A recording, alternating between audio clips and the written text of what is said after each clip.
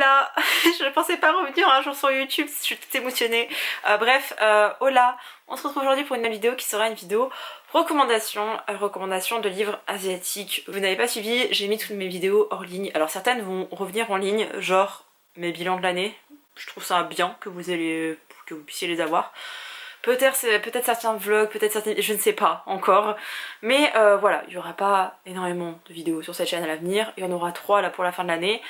Ce mois-ci, au mois d'octobre, ce sera vidéo recommandation pour commencer, pour lire des romans asiatiques. Je vais revenir sur ce que j'appelle asiatique, parce que l'Asie, c'est très grand. Vraiment, c'est le plus grand continent au monde, je pense. Si on compte pas Amérique du Nord et Amérique du Sud, si on fait vraiment... Bref, c'est un très grand continent, et beaucoup de cultures différentes, beaucoup de langues différentes, beaucoup de religions, bref, tout est différent. Au mois de novembre, vous aurez un vlog écriture, parce que je pensais pas le faire, mais ça a été vraiment très demandé. Tout le monde voulait avoir un update un peu de ce que j'écrivais, de plein de choses. Donc petit vlog écriture, très long vlog écriture parce qu'il est déjà en cours de tournage. Il sortira au début du mois de novembre pour coïncider avec le début du NaNoWriMo. Le NaNoWriMo, c'est un challenge d'écriture où vous devez écrire 50 000 mots en un mois. C'est américain et c'est très suivi, notamment en France, et c'est très cool. Je ne sais pas si j'y participerai en mode 50 000 mots, mais je vais bosser sur mes projets, ça c'est sûr, et on s'en reparlera à ce moment là. Et au mois de décembre, je vais vous parler de mes tops de l'année, donc voilà. Bref, beaucoup trop de tics de langage aussi, j'ai plus l'habitude. Quoi qu'il arrive, je vous ai préparé une énorme sélection des livres asiatiques. L'Asie, c'est grand. Merci Pauline. Voilà, c'est tout pour moi. C'était très sympa de vous retrouver. Au revoir, bye. L'Asie c'est très grand, j'ai pas du tout inclus la Russie, c'est pas un pays dont la littérature m'attire. Alors vous allez me dire, il y a toujours des choses qui peuvent être intéressantes. Peut-être. Je suis pas du tout curieuse par rapport à la Russie en fait, à part les classiques, et franchement lire du Tolstoï, non merci.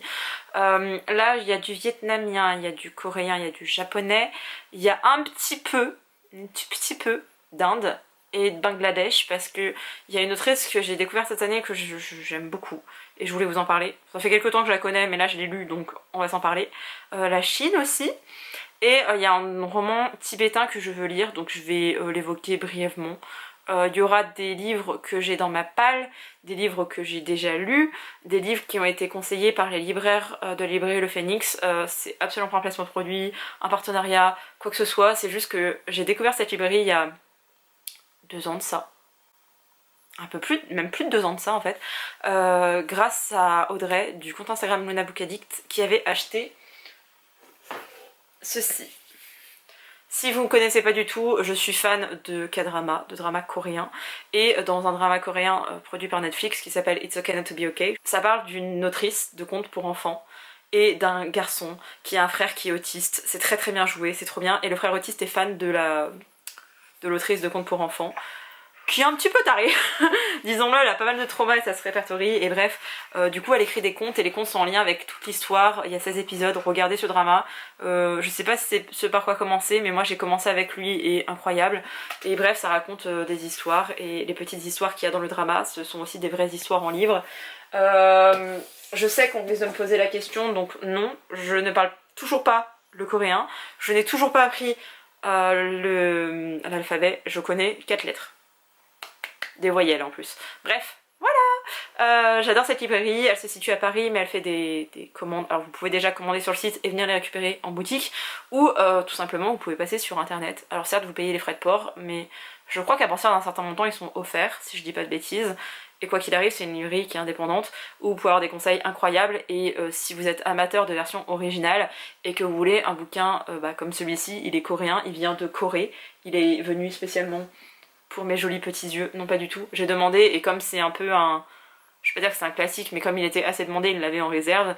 Mais autrement, ils peuvent vous le commander, et c'est aussi le cas, genre un ami voulait un livre qui était vietnamien, et ils ont fait la demande, et une fois qu'ils ont eu assez de commandes, etc., ils ont pu le faire venir. Donc le livre venait directement du Vietnam, il a fait Vietnam-Paris, et je sais pas si c'était à Hanoï ou quoi, mais voilà. Bref, c'est beaucoup trop cool cette librairie, je l'ai découvert grâce à Audrey, et ensuite j'ai mis les pieds là-bas, et j'étais la plus heureuse du monde, vraiment. Je me suis passionnée par la littérature asiatique il y a... ouais, même pas 2 ans je crois, donc c'est tout récent. Je suis encore un bébé dans le milieu, dans le game, et j'aime des choses un peu particulières. c'est-à-dire des trucs très féministes, très actuels en fait, assez engagés, assez dénonciateurs aussi de cette société. Alors cette société, il y a plein de pays, ça veut rien dire, mais voilà, je veux des choses où bah ouais, ça parle des meufs qui n'ont pas forcément leur place dans un système patriarcal, parce qu'en Inde, le système patriarcal, il est bien présent, hein. Je dis pas qu'en Occident on est mieux, hein, mais ouais, dans les pays asiatiques, c'est pas folichon, donc voilà. Je sais absolument pas par quoi commencer, je pense qu'on va juste commencer comme ça. C'est que vous voulez tous le Japon et la Corée, ils arrivent, mais déjà je vais vous présenter, vous parler d'une autrice dont je vais écorcher le nom parce que je ne sais pas parler. Il s'agit de Abida Djegirdar, pardon, qui écrit The Inner Wars, qui va être traduit, sachez-le. D'ailleurs tous les livres dont je vais vous parler sont des traductions, c'est que du français, il y en a un qui est en anglais mais qui est traduit du coréen, donc c'est aussi une trad. On reparlera de ça après aussi, les traductions qui sont faites en France et à l'étranger. Parfois ça n'a rien à voir, donc il faut s'en parler. J'ai lu dernièrement, il y a quelques mois maintenant, c'est comment? Il y a Issues, Anna, je ne sais plus, bref, je vous mettrai la couverture ici. Je l'ai vraiment beaucoup aimé, alors que c'est The Inner Wars que j'avais acheté dans ce magnifique hardback. Mais je l'ai pas encore lu. À chaque fois je le sors, je lis 3 pages, je me dis oh il est trop bien, et je le continue pas. Donc voilà, ici ça se passe, alors ça se passe pas directement au Bangladesh, mais il me semble que c'est une région du Bangladesh ou quelque chose comme ça. En tout cas c'est le cas dans l'autre roman de l'autrice que j'ai lu. Et c'est très bien représenté, je ne sais pas, je ne suis pas concernée.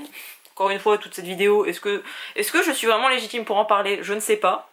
Mais j'aime beaucoup la façon dont c'est abordé. On parle aussi de la religion musulmane qui était très bien, enfin plutôt de l'islamisme, qui était très bien abordé, et un petit peu tous les, je sais pas, les stéréotypes et tout ce qui peut être négatif, pas par la religion mais par les gens qui ne connaissent pas la religion et la jugent. Et vraiment j'ai adoré, c'est du young adult, en anglais c'est hyper abordable. Souvenez-vous, niveau CM2, je l'ai lu. Donc voilà, et j'ai très beaucoup hâte de le lire en anglais. J'aimerais bien le lire avant qu'il sorte en français surtout. J'adore Rupi Kaur. Alors je sais qu'elle est controversée pour mille et une raisons. J'ai vu tout et n'importe quoi. Je ne sais pas ce qui est vrai, ce qui est de la spéculation, ou voilà. Je l'ai lu en anglais, j'ai beaucoup aimé, mais j'aime la France. Je vais faire un petit instant patriotique, mais je trouve que la langue française, on arrive à faire des merveilles, et en termes de traduction, je sais que c'est pas fidèle à ce qu'elle a fait, mais la façon dont c'est traduit, je trouve ça très beau. J'ai adoré The Sun and Flowers, donc Le soleil et ses fleurs, de Rupi Kaur. Vous avez sûrement déjà vu passer Milk and Honey, qui est son plus connu, donc lait et miel, qui est disponible en poche d'ailleurs maintenant. Et le dernier en date c'est Homebody, enfin le dernier en tout cas publié c'est Homebody. J'aime beaucoup cette autrice, donc voilà, ce sont des poèmes, ça change un petit peu, il n'y aura pas que des romans. J'aurais peut-être dû préciser, commencer par préciser ça, il n'y aura pas que des romans. Ce que j'aime dans ces ouvrages, je vous conseillerais quand même Milk and Honey, parce qu'on est quand même sur une vidéo recommandation, même si c'est pas mon préféré. C'est une bonne introduction. Alors il est question d'inceste dedans, je préfère le dire. Je crois que c'est l'oncle de Rupi Kaur qui l'a agressé sexuellement. Je ne sais pas si ça a été jusqu'au viol, mais en tout cas il y a agression sexuelle. C'est très fort, mais ça représente aussi un peu l'Inde, une partie de l'Inde. Je ne suis pas du tout... Je m'intéresse très peu à l'actualité en Inde, enfin vraiment, je sais qu'au niveau hygiène on n'est pas top, genre, je suis désolée hein, mais moi dans mes études, tout ce qui est en lien avec le sanitaire, je m'y intéresse, enfin, je me suis intéressée dans pas mal de pays, comment ça fonctionnait, etc. Je connais ce côté-là, ce côté médical. Quand il y a eu le Covid, du coup on en a encore entendu parler avec pas assez de respirateurs, etc. Je connais que cet aspect-là de l'Inde. Bollywood, grâce à mon papa qui est fan des films de Bollywood, ça n'a aucun sens dans ma famille, vraiment. Vraiment, je crois que j'ai une famille dysfonctionnelle quand même. Mais voilà, je connais rien de l'Inde, si ce n'est système patriarcal, c'est-à-dire des gamines aussi mariées très jeunes, des membres de la famille, l'inceste, c'est, je sais pas si on peut dire récurrent, mais fréquent. Le droit des femmes, etc. Les femmes indiennes qui ont décidé de migrer aux États-Unis, en Angleterre notamment, qui sont très mal vues. Voilà, je connais que ça, c'est-à-dire de très grandes lignes de l'Inde, mais je trouve que c'est une bonne petite introduction pour une bonne petite introduction, une minuscule introduction, mais je sais pas, après ça reste de la poésie, vous êtes amateur ou pas, j'adore la poésie, donc ça m'étonne pas d'aimer ce genre d'ouvrage, mais peut-être que vous ça le fera pas, et ça vient pas de l'autrice, ça vient pas de la culture, du concept, de tout ce que vous voulez, mais ça vient de l'œuvre, enfin genre du genre littéraire. Ouh, c'est dur de faire des vidéos, vraiment hein. D'ailleurs je l'ai pas précisé, mais cette vidéo fera peut-être 2 heures, et je m'en fous. Vraiment, j'ai juste envie de vous recommander plein de livres, et tant pis pour le watch time, on s'en bat les reins. La dernière fois que j'étais à Paris, c'était en juillet ou en août, et je me suis acheté Le Rire des déesses de Ananda Devi. Il y a une libraire à la librairie Le Phénix qui s'appelle Laura, j'en ai souvent parlé. Laura et Clément, c'est les deux qui m'ont conseillé. Laura, maintenant je la vois tout le temps. À chaque fois que j'y vais, elle est là et c'est trop bien. Et du coup, je lui demande plein de conseils. Et je lui ai dit, allez, ça y est, je suis prête. J'ai fait le Japon, j'ai fait la Corée, je vous ai fait confiance, j'ai fait la Chine, j'ai bien aimé. Donc il est temps pour moi de m'attaquer à l'Inde. Parce que quand j'avais demandé des bouquins féministes, elle m'en avait conseillé plein. Japonais, coréen. Alors japonais, j'avais quand même bien balayé la chose. Coréen, j'avais aussi lu les plus importants, les plus féministes en tout cas, qui ont été traduits, c'est toujours pareil, traduits en français. Elle m'a dit par contre que là où les femmes s'émancipaient plus, enfin mais s'émancipaient, avec des gros guillemets, hein, au niveau de la littérature, c'était plutôt dans le thriller coréen, et je lui ai dit que j'en lisais un peu, mais j'étais pas non plus méga fan, je suis pas une très grande lectrice de thriller quoi. Et donc elle m'a dit que vraiment s'il y avait un pays qu'il fallait lire, surtout en ce moment, c'était l'Inde, les autrices indiennes. Ça correspondait à mes attentes, ça correspondait à ce que je cherchais, moi, des femmes badass. Je veux des choses où on dénonce les sociétés.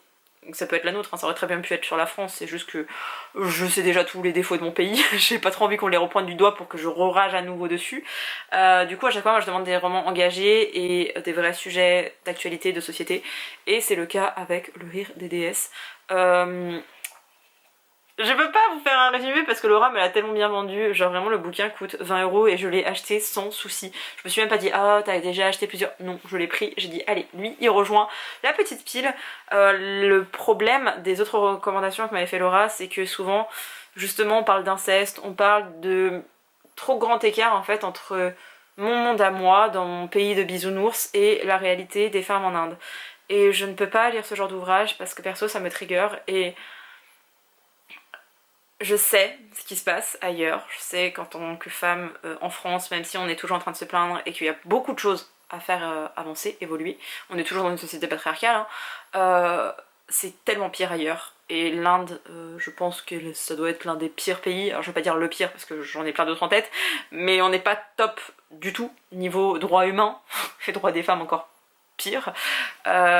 Mais ouais, ça me trigger trop, donc moi je vais pas trop vers ce genre d'ouvrage. Il y en a plein qui me donnent envie. Il y en a un qui me donne envie depuis au moins 3 ans. J'arrête pas de le voir, là j'ai vu qu'il était sorti en poche. Je le regarde, hein, il me regarde, on se regarde tous les deux, mais trop peur d'être trigger. Moi les trucs d'inceste, je ne peux pas, on ne touche pas un enfant. Pour moi vraiment la pédophilie, je peux pas. Il y a plein d'ouvrages. Vraiment, je vous mettrai l'adresse de la librairie en barre d'informations comme d'habitude.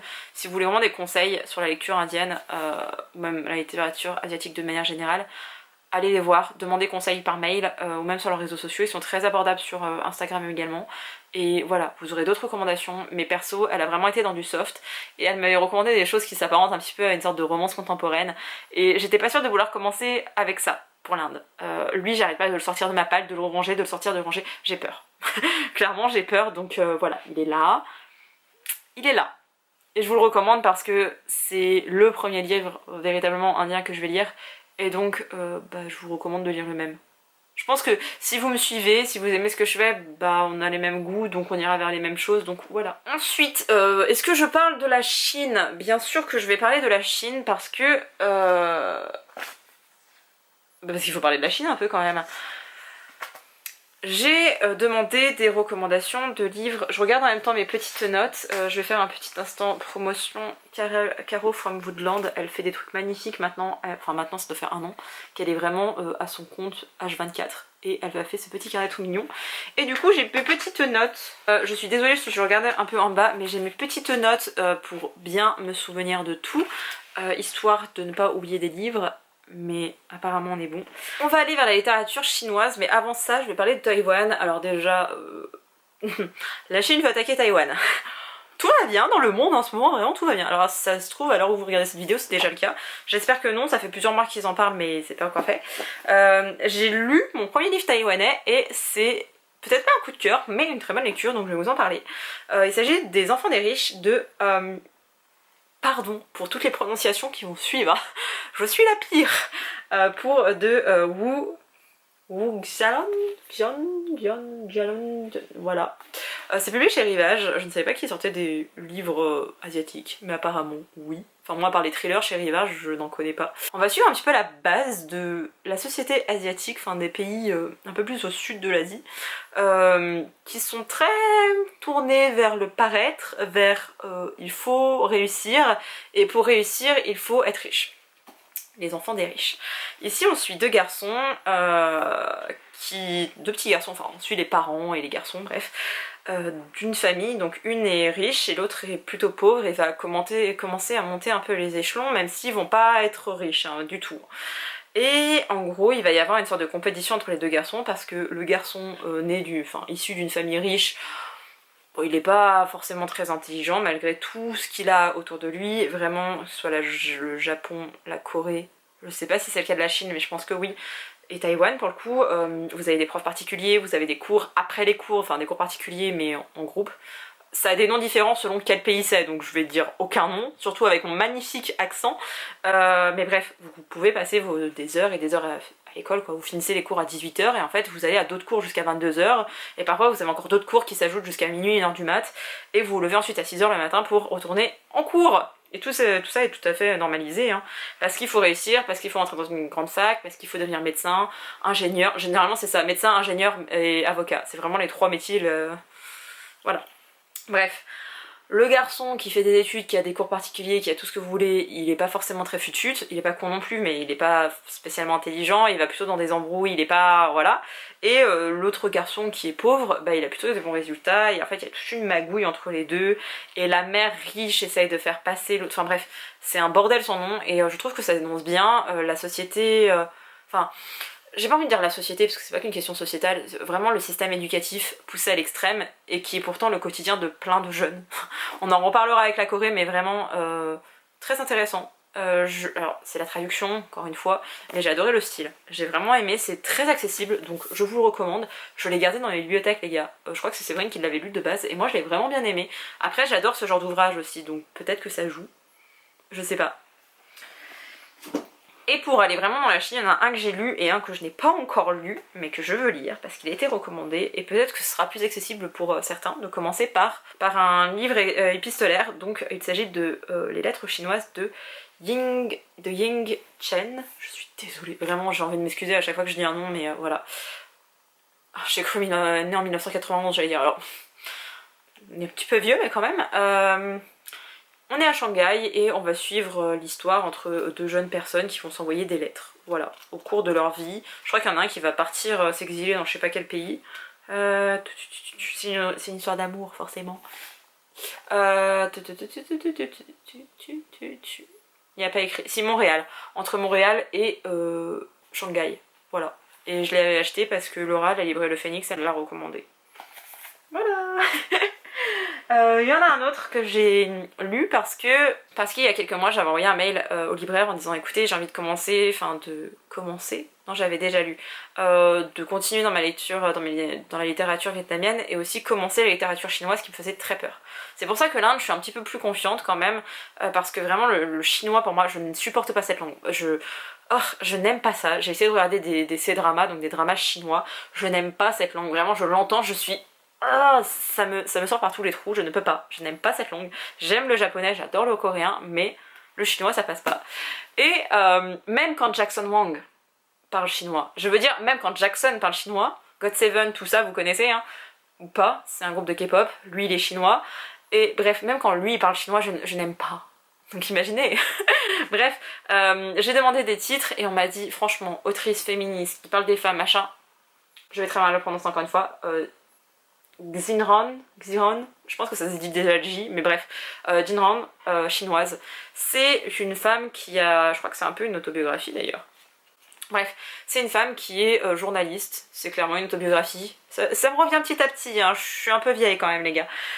C'est une journaliste qui décide de faire, qui a une émission radio et qui interviewe des gens. Et un jour elle va dire, quelqu'un va lui laisser un message sur son répondeur, on est dans les années 90 je crois, donc c'est un petit peu ancien, 80-90, en lui disant bah c'est super votre émission mais vous parlez pas assez des femmes, nous on vit pas forcément en ville, on n'a pas la même vie et on n'a pas de moyens en fait d'opportunités, on n'a pas de voix en fait, notre voix elle compte pas. et elle va se dire bah c'est pas con en fait, je laisse pas la parole à tout le monde, je parle pas de toutes les femmes, et moi en tant que journaliste j'ai envie aussi de donner la parole à des gens et que ce soit pas moi qui compte un petit peu tout le truc. Et donc les femmes vont un peu s'approprier son émission. Alors elles vont pas venir sur place, elles vont laisser des messages avec leur histoire. Et du coup on suit plusieurs histoires de plusieurs chinoises qui peuvent très bien vivre dans des grandes villes, qui peuvent être riches, qui peuvent être pauvres, qui peuvent vivre en campagne, qui vont conter un peu leur histoire de femmes. Donc on va avoir le portrait de plusieurs chinoises, de plusieurs femmes chinoises. Je ne peux pas vous dire combien il y en a parce que je ne trouve pas ici s'il y a une sorte de sommaire. Je n'en trouve pas, donc il n'y en a pas. Mais vous avez plusieurs récits de femmes, vous vous attachez plus ou moins aux personnes, plus ou moins aux récits. Il y a beaucoup la notion de sacrifice, et les femmes sont vraiment, se sacrifient toujours, dans toutes les situations, tout le temps. Et c'est très bien fait, j'ai vraiment adoré, donc je vous le recommande à mon tour. J'en ai un autre, que je n'ai pas sur moi, et qui doit se trouver tout en bas de mes bibliothèques. Il est là. J'ai re-rangé mes bibliothèques, si vous n'avez pas vu, je passe mon temps à ranger mes bibliothèques et à changer l'organisation.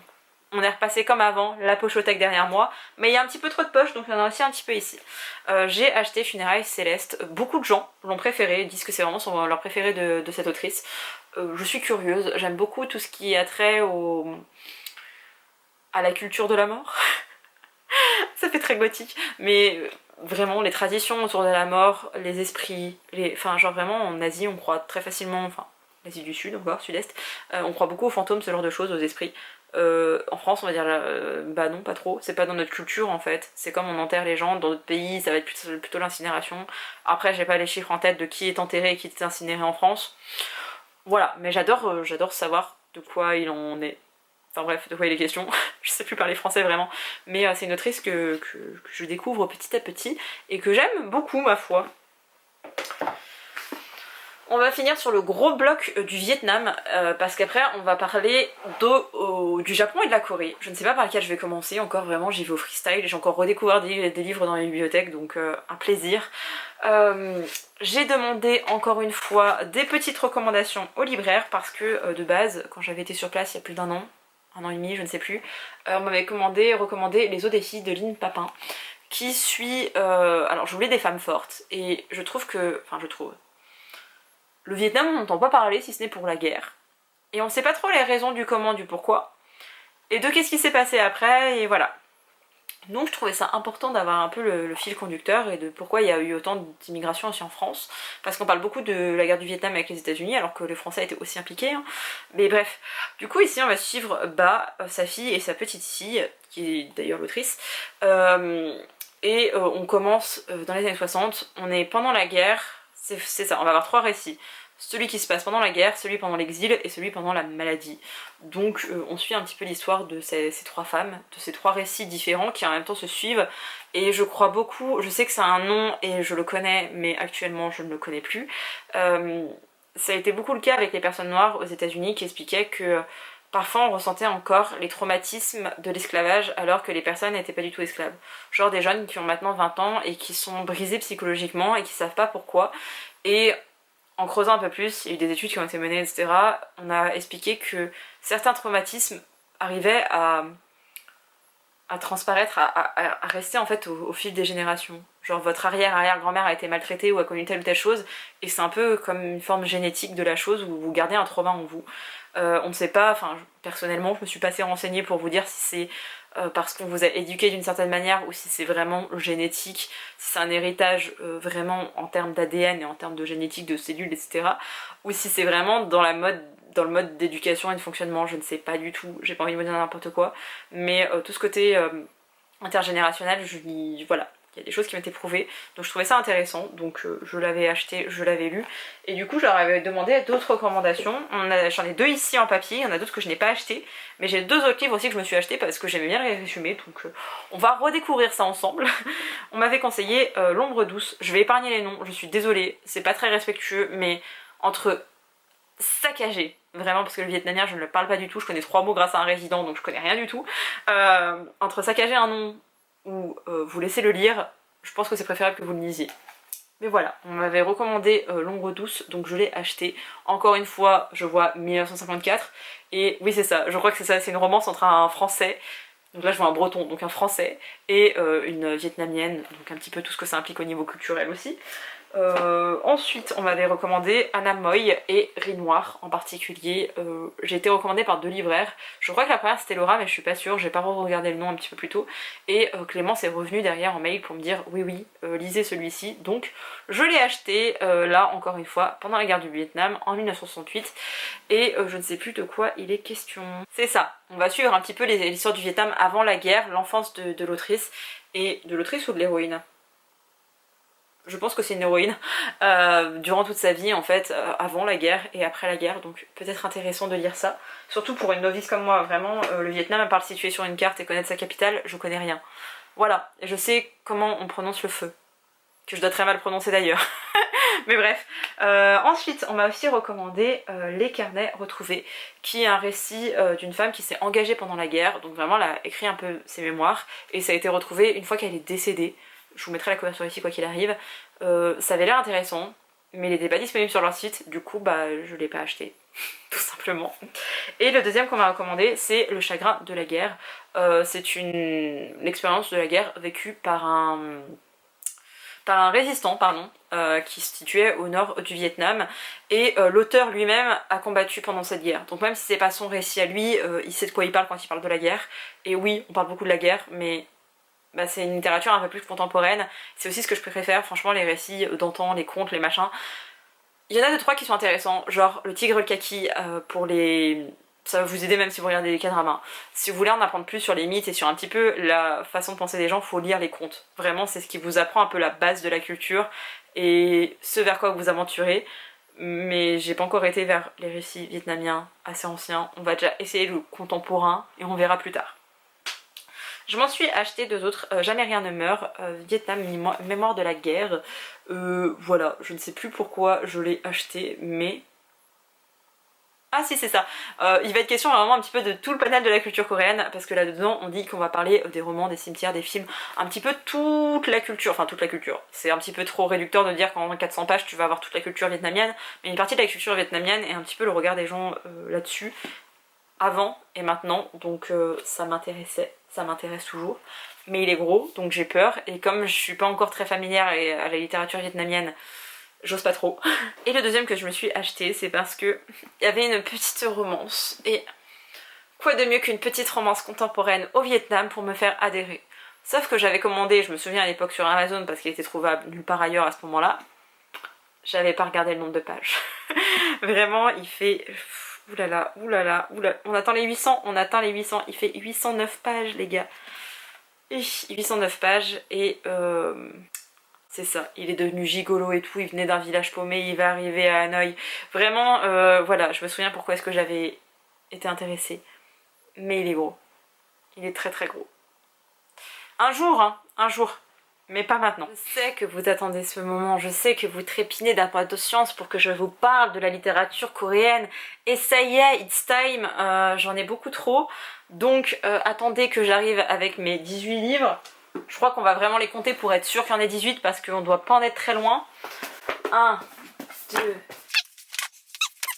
14, 15... Je crois qu'on en est à 17 en fait. Je vous parle d'une lecture en cours qui sera sûrement finie alors vous verrez ça. Donc peut-être que vous l'aurez vu sur mon Instagram. Je suis en train de lire parce que je déteste la Corée de Kang Myung-chang. Et c'est vraiment un bon portrait. Alors j'en suis à 82 pages sur 200 et quelques.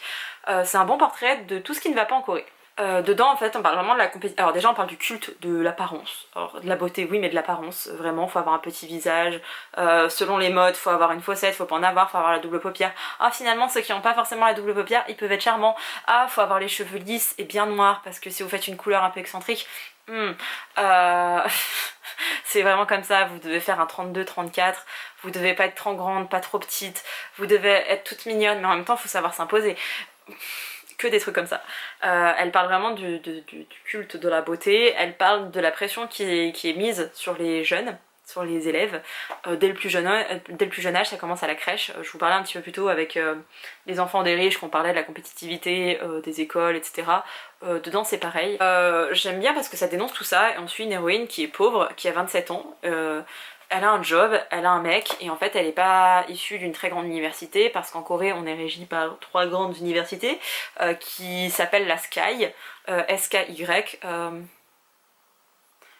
J'ai pas envie de dire de la merde sur la dernière université parce que je ne sais pas prononcer le nom de l'université. J'ai peur d'écorcher le nom et j'ai pas envie de me faire lyncher parce que vraiment mon coréen est très mauvais. Regardez des K-dramas, ça vous apprend pas le coréen, vraiment c'est un mythe. Hein. Aux États-Unis, vous connaissez probablement l'Ivy League qui regroupe 8, normalement c'est 8 si je dis pas de bêtises, 8 universités qui sont prestigieuses. Vous connaissez forcément Harvard, je pense que c'est la plus connue au niveau mondial, en tout cas en France, Yale, etc., Princeton. C'est un peu le must des facs qui existent aux États-Unis, qui sont très réputées. En France, on aurait la Sorbonne, il y en a sûrement d'autres, mais vraiment la réputation de la Sorbonne, administrativement parlant, c'est de la merde, mais tout le monde est là, ah la Sorbonne, c'est trop bien. Donc voilà, et en Corée, c'est la SKY, donc 3 grosses facs où quand vous étudiez dedans, vous êtes sûr que derrière vous allez avoir un job et un bon job, être bien payé, et voilà, ça détermine un petit peu tout votre avenir. Je vais pas vous expliquer tout le système éducatif coréen, d'une part parce que je ne connais pas tout le système éducatif coréen, mais c'est comme Taïwan, vous avez des cours après les cours, vous êtes toujours en train de taffer, vous êtes tout le temps sous pression. Pour la petite anecdote, il y a énormément de suicides chez les jeunes en Corée, parce qu'il y a beaucoup trop de compétitivité, c'est-à-dire que beaucoup de gens, mais je crois que vraiment les jeunes d'aujourd'hui, ils doivent être à 90% diplômés, diplômés d'une université. C'est-à-dire que, en tout cas, ouais, je crois que c'est 80 ou 90%, c'est énorme quoi. Presque tout le monde va à la fac, et quand je dis presque tout le monde, c'est vraiment un chiffre très haut, presque tout le monde va à la fac. Et du coup, c'est difficile de se démarquer parce que tu peux pas te dire ah j'ai fait 10 ans à la fac ou 8 ans à la fac, parce que tout le monde a fait 8 ans à la fac. Ce qui va déterminer c'est dans quelle fac tu as été, quel score tu as eu à un test assez particulier, et il remonte même avant avec tes notations de l'équivalent de notre collège-lycée quoi.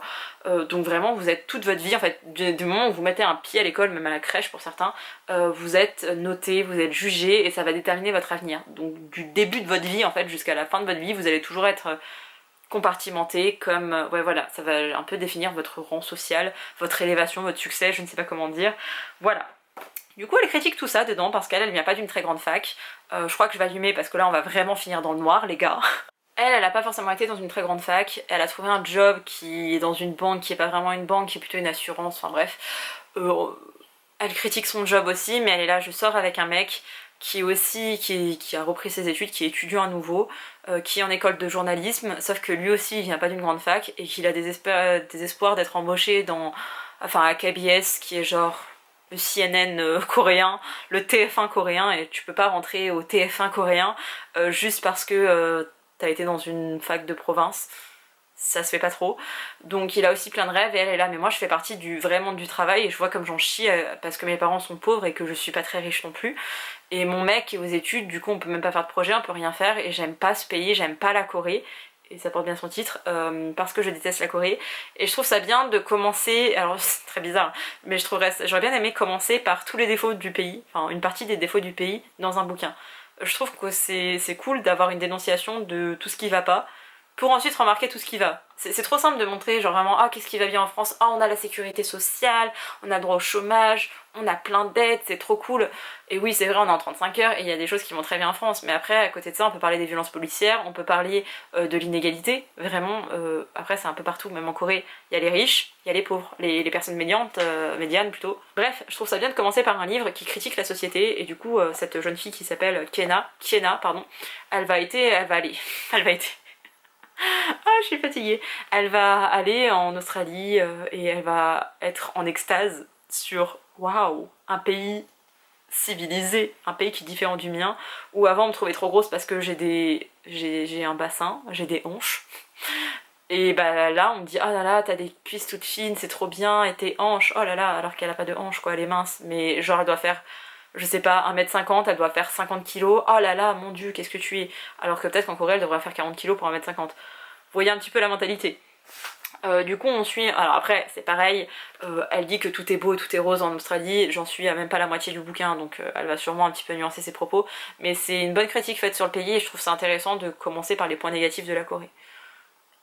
Il y en a d'autres, on va s'en parler. Bientôt je vais vous conseiller le livre qu'il faut lire quand on commence la littérature coréenne. Et je pense comme je vais vous le citer maintenant, mais lui je trouvais ça pas mal, c'est ma lecture en cours. Je le trouve vraiment chouette. J'étais tombée sur une étale à la librairie Le Phénix. Je l'ai pris, vraiment c'était pas un coup de cœur ou quoi des libraires, mais elle l'avait mis sur l'étale. Et vraiment super.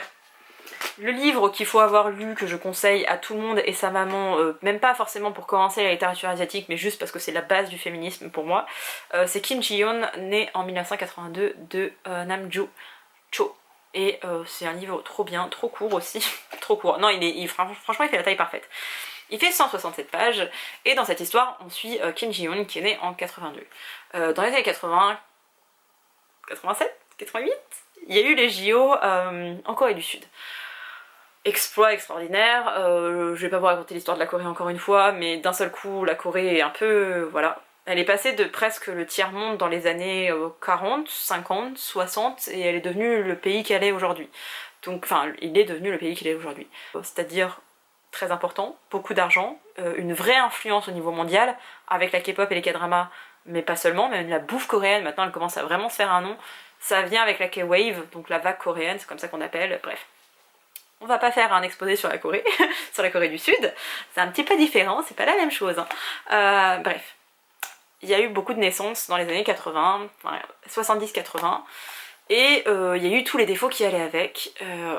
En fait, les jeunes des années 80 ont subi la pression de leurs parents. C'est-à-dire que leurs parents, voire grands-parents, ont connu la guerre, ont connu avant ça la famine, enfin même pendant la guerre il y a eu la famine, ils ont vécu sous la coupole japonaise, ils ont été colonisés par les Japonais, qui ont eu une vraie emprise sur eux, qui les ont réduits mais vraiment dans des états pas possibles, où en fait on n'avait même plus le droit de parler coréen en Corée. Il fallait parler le japonais. Les quelques coréens, et ça va aussi être une recommandation que je vous recommande moyennement, on en parlera après, mais il y a des coréens qui ont été au Japon, parce que du coup ça se faisait aussi, parler le japonais, machin. Et tous ceux qui sont exilés au Japon sont quand même vus comme des... Enfin, ont quand même été vus comme des cafards. Je sais pas comment expliquer autrement, avec des mots un petit peu plus littéraux. Je sais pas comment expliquer, mais vraiment c'était de la sous-merde, où en fait ils devaient se déclarer comme quoi ils allaient un peu porter allégeance à l'empereur, même si c'est pas vraiment ça, mais ils devaient prouver qu'ils étaient pas coréens. Alors qu'en fait ils connaissaient plus rien de la Corée, parce que parfois ça faisait 3 générations qu'ils étaient en Japon, ils parlaient même pas le coréen, on leur disait oui mais peut-être que vous allez... Et encore maintenant il y a une sorte de guéguerre entre le Japon et la Corée. Bref, je ne sais pas pourquoi je vous parlais de tout ça. Tout ça pour dire que la jeunesse coréenne, enfin la jeunesse de ces années-là, 70-80, c'est un peu compliqué parce qu'ils avaient toute la pression sur eux. Genre vraiment, vous devez faire grandir le pays, vous allez être le représentant de demain, vous allez être la... Vraiment, vous êtes l'espoir du pays. Mais littéralement, vous êtes l'espoir du pays, on mise tout sur vous, on a besoin de thunes, on a besoin de grandir, on veut plus de la misère, vos parents, vos grands-parents l'ont vécu, vous ne le vivrez pas, donc bougez-vous le cul, faites des études et prouvez qu'on est là, on existe. Ji-hoon, c'est Ji-hoon. Le prénom d'ailleurs, Kim Ji-hoon est un prénom, enfin un nom, parce qu'on commence par le nom en Corée et au Japon aussi, et dans pas mal de pays d'Asie. Ji-hoon, c'est une jeune femme qui est née en 82, et en fait on suit plusieurs périodes de sa vie. Donc au début, elle a 35 ans, et elle est tombée enceinte, elle a eu un enfant. On sait pas trop pourquoi elle a eu un enfant, si elle le désirait vraiment ou pas. Je sais plus si c'était un garçon ou une fille, franchement ça fait plus de 2 ans que je l'ai lu, il était incroyable. On commence, sa belle famille, sa belle-mère qui arrête pas de lui faire des remarques sur sa maternité, sur plein de choses, comment elle éduque ses enfants, parce que je crois qu'elle en a eu plusieurs par la suite, enfin bref, comment elle éduque les enfants, comment... En gros, c'est pas une assez bonne mère. Elle accepte la chose, mais en fait, elle va pas bien du tout. Je sais pas si c'est une dépression postpartum, je suis absolument pas habilitée à faire un diagnostic, surtout sur un livre, hein, sur une fiction, mais plein de petites choses comme ça, et on va remonter le temps, et donc là on se trouve dans les années 95-2000, et on va suivre Ji-hoon au collège, et on va voir en fait petit à petit le sexisme et comment est-ce qu'il est représenté de manière un peu insidieuse. Et il y a plein de petites choses qui vont popper l'éducation, donc l'éducation des enfants. Par exemple, comment est-ce qu'elle a été élevée par rapport à ses frères, dont son petit frère je crois, ou son grand frère, enfin bref. Il y a c'est soit l'aîné soit le cadet, où vraiment on lui cédait tout, alors elle devait tout le temps se battre pour avoir rien ou presque. Très ancré, vraiment société patriarcale à fond. En Corée, il y a encore plein de principes où tout est cédé au garçon et pas du tout à la fille. Vous pouvez avoir 10 filles et un garçon, c'est le garçon qui va hériter de tout. choses qui commencent à bouger. Alors le président pas du tout, mais à l'époque, il y a 2 ans de ça, 3 ans de ça commençait un peu à bouger et il y a eu vraiment, c'est un peu rétrogradé là. Il va aussi être question de ses années fac, donc une fille qui va à la fac en Corée, c'est pas non plus incroyable, extraordinaire, ça n'arrive jamais, hein. Comme je vous le disais, beaucoup de jeunes vont à la fac, mais le traitement qui va lui être accordé va être un peu différent, et on va voir à quel point, parce que c'est pareil, parce que on voit on voit des membres de BTS comme ça, on se dit ah là là, moi aussi je veux un petit ami coréen tout mignon. On regarde des cadrans, on dit là oh, moi aussi je veux qu'il fasse mes lacets et qu'il porte mon sac à dos. Et oui, culturellement il y a des choses où c'est complètement banalisé de porter le sac à dos d'une fille, mais à côté de ça il y en a pas mal qui profitent aussi des meufs, et vraiment les viols et les agressions sexuelles c'est commun. Rappelons qu'il y a quelques années il y avait des caméras dans les WC pour filmer les meufs, ou même dans le métro avec le portable sous les jupes des filles. Ouais, c'était aussi en Corée. Il y était au Japon, mais il y avait aussi en Corée. Donc c'est pas tout beau tout rose, hein. C'est pas un pays qui est extraordinaire, qui est formidable et tout ce que vous voulez. Et il y a plein de défauts dans ce pays. Et bref, on va voir le féminisme et surtout le sexisme un petit peu de partout et de plein de manières différentes. Et on a aussi du coup notre Jihoon qui va consulter un psychiatre. Et la fin. La fin la plus bâtarde que j'ai lue de ma vie, genre vraiment de toute mon existence. Parce que on vous dénonce plein de choses au cours de ce récit. Et à la fin, c'est comme si on balayait tout comme ça. Pire fin possible. Pire fin possible. C'est trop bien, mais c'est la pire fin possible. Vraiment, je m'en souviens encore maintenant, donc voilà. Je parle de la Corée. Tu es coréen? Je ne crois pas. Holden vient de faire son entrée, donc je ne garantis pas le son et la qualité de cette vidéo. C'est-à-dire que le cadrage risque encore de bouger. Mais pour moi, c'est vraiment le livre à lire. Vraiment, livre féministe déjà à lire. Mais livre même pour votre culture, pour tout ce que vous voulez. On s'en fout qu'il soit coréen ou pas. Bien sûr que ça a son importance pour l'histoire, mais lisez-le. Vraiment, lisez ce bouquin. Je crois que j'en avais déjà parlé l'an passé, mais lisez-le. Je vais vous parler d'un livre qui a beaucoup tourné, notamment parce que Séverine en a parlé, mais même avant, voilà. Vous avez dû le voir en série, je crois que c'est une série. Il s'agit de Pachinko de Jin Mi-min, pardon. Pourquoi est-ce que je vous le recommanderais pas? C'est une saga familiale, on suit les arrière-grands-parents jusqu'aux petits-enfants. Donc c'est vraiment, alors c'est un gros bébé, ça se lit très bien, personnellement j'ai beaucoup aimé. C'est pas le coup de cœur de l'année, je n'ai pas vu l'adaptation et je ne souhaite pas la regarder, ça ne m'intéresse pas, disons-le clairement. Et si vous voulez savoir ce que c'est le pachinko, avant de chercher un truc, c'est une sorte de machine à sous japonaise. Je crois que c'est d'origine japonaise. On va encore me dire non, ça vient de Chine parce que dans telle province... Chine, Japon, Corée, c'est un petit peu tout, on sait pas qui a inventé quoi à quel moment, mais voilà. Je vous recommanderais pas forcément parce que c'est une saga familiale et c'est pas fait pour tout le monde une saga familiale, et je trouve que commencer un livre coréen par ça, c'est assez lourd. Après, ça dénonce vraiment le fait que les Japonais ont maltraité les Coréens. On se trouve au Japon principalement dans ce livre, un petit peu en Corée au début, puis après on part au Japon et on suit en fait des générations de Coréens qui sont exilés au Japon, et donc les dernières générations qui ne connaissaient rien du coup de leur pays d'origine, enfin d'origine de leurs parents, voire grands-parents, et qu'on va quand même pointer du doigt en disant t'es coréen. Bah non, j'ai juste des grands-parents, arrière-grands-parents, machin qui sont coréens, mais moi je ne suis pas coréen. Moi je suis née au Japon, j'ai vécu au Japon, on parle japonais, je vais à l'école japonaise, je fais tout. Oui mais non, t'es coréen. Et c'est très insultant et discriminatoire. Et voilà, ça parle de ça, en gros. En gros.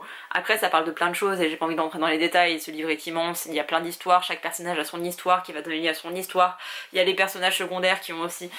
C'est très bien écrit, c'est accessible quand même, mais pour moi, c'est pas le livre à recommander pour commencer la littérature coréenne. Par contre, si vous adorez les sagas familiales, allez-y. Pour le coup, ça vous changera pas. Mais c'est pas... Pour moi, c'est pas la base, en fait. C'est pas genre, ah, tu veux lire des livres coréens? Lis ça. Non, ça viendra un petit peu après pour moi. Genre une fois que tu t'es bien familiarisé avec ce qu'est la Corée et ce que veut, ce qu'amène la littérature coréenne, en tout cas la littérature coréenne contemporaine, et que j'aime. Et voilà, je vous le recommande quand même. Je le recommande pas forcément, mais je le recommande pas pour les premières lectures. Par contre, le livre est très cool, faut quand même le lire. Mais ce serait pas l'un des premiers qu'il faudrait lire. Je sais pas si j'arrive à me faire comprendre, mais moi-même je suis un peu confuse par rapport à mes paroles, mais voilà. J'ai lu un livre récemment que j'ai adoré, qui est un essai. D'ailleurs, je pense que je vais vous parler de mes 2 essais. 2 essais très différents, enfin 2 non-fiction plutôt que des essais. celui-ci est un essai, c'est écrit en anglais, du coup c'est de la traduction. Je vais vous parler d'un autre livre qui a été traduit récemment chez PKJ qui s'appelle Amande. Je vous le mets ici. Je ne sais plus le nom de l'auteurice. Je sais plus du tout si c'est un homme ou une femme. Dans Amande, on suit un garçon qui ne ressent pas les émotions, apparemment. Et un jour, il a été élevé par sa grand-mère, puis par sa mère, je crois que c'est ça. Sa mère et sa grand-mère, enfin bref. Il va perdre les deux femmes de sa vie et il va se retrouver tout seul, sauf que lui il est tout seul, mais comme il ressent pas d'émotion, il est pas triste, il est pas spécialement, il est un peu hermétique à tout ça. Il faut savoir que c'est un livre que j'ai beaucoup vu tourner sur le BookTok anglophone, donc sur TikTok non francophone, non français. Donc je sais pas si c'était les États-Unis ou l'Angleterre, mais voilà. Tout le monde adorait, tout le monde était tout émotionné, tout le monde était oh là là, mon dieu, le livre incroyable. Il sort en France, moi je saute de joie, forcément, je l'achète neuf et je me dis je vais le lire. Je le lis et il y a certains points que j'ai aimés. Et en fait, à la fin du livre, je me suis dit, il est mal traduit. Je ne parle pas coréen. Je peux pas savoir s'il était vraiment mal traduit, je peux même pas lire l'œuvre originale pour me dire ah oui effectivement, il y a ça, il y a ça, il y a ça. Mais la personne qui a traduit le livre du coréen à l'anglais a fait une note à la fin qui a été traduite en français en fait pour nous expliquer et il a expliqué pourquoi il avait fait le choix d'une telle traduction. Le problème c'est que le coréen est une langue assez riche, l'anglais est une langue assez pauvre à mes yeux, alors peut-être que pas du tout et c'est plutôt riche que par rapport au coréen, mais bref, il y a des termes qu'on a en français qui vont avoir en coréen mais qui n'existent pas en anglais. De même qu'en France on a plein d'expressions qui n'existent nulle part ailleurs et que dans tous les pays, dans toutes les langues il y a des choses comme ça. Mais le français est une langue assez riche. On peut dire la même chose avec 40 000 phrases différentes. En plus le ton, l'intonation, tout ça, ça peut complètement changer le sens d'une phrase, mais bref. Du coup quand j'ai eu la traduction, j'étais là, ah ok ça parle de ça, ça, ça. Et vers la fin je commençais à vraiment comprendre et aimer. Et c'est arrêté, j'étais là, Donc c'est un livre que je vais prendre en anglais prochainement, enfin prochainement, ce sera peut-être dans 2 ans, hein, mais un jour ou l'autre je me le prendrai en anglais pour le lire en anglais, surtout quand j'avais été à Paris, je l'ai vu, j'étais là, qu'est-ce que je fais? Mais j'ai encore tellement de livres, dont de la littérature coréenne à lire, que je trouve ça un peu stupide d'acheter un livre que j'avais déjà lu il y a pas si longtemps que ça. Je vais attendre de l'oublier un petit peu avant de le reprendre en anglais, enfin de le relire en anglais. Mais du coup ouais, il y a eu un problème de trad, pour moi je suis restée un peu insensible, alors que le sujet de base et ce qui était plus ou moins dénoncé, j'aurais dû adorer.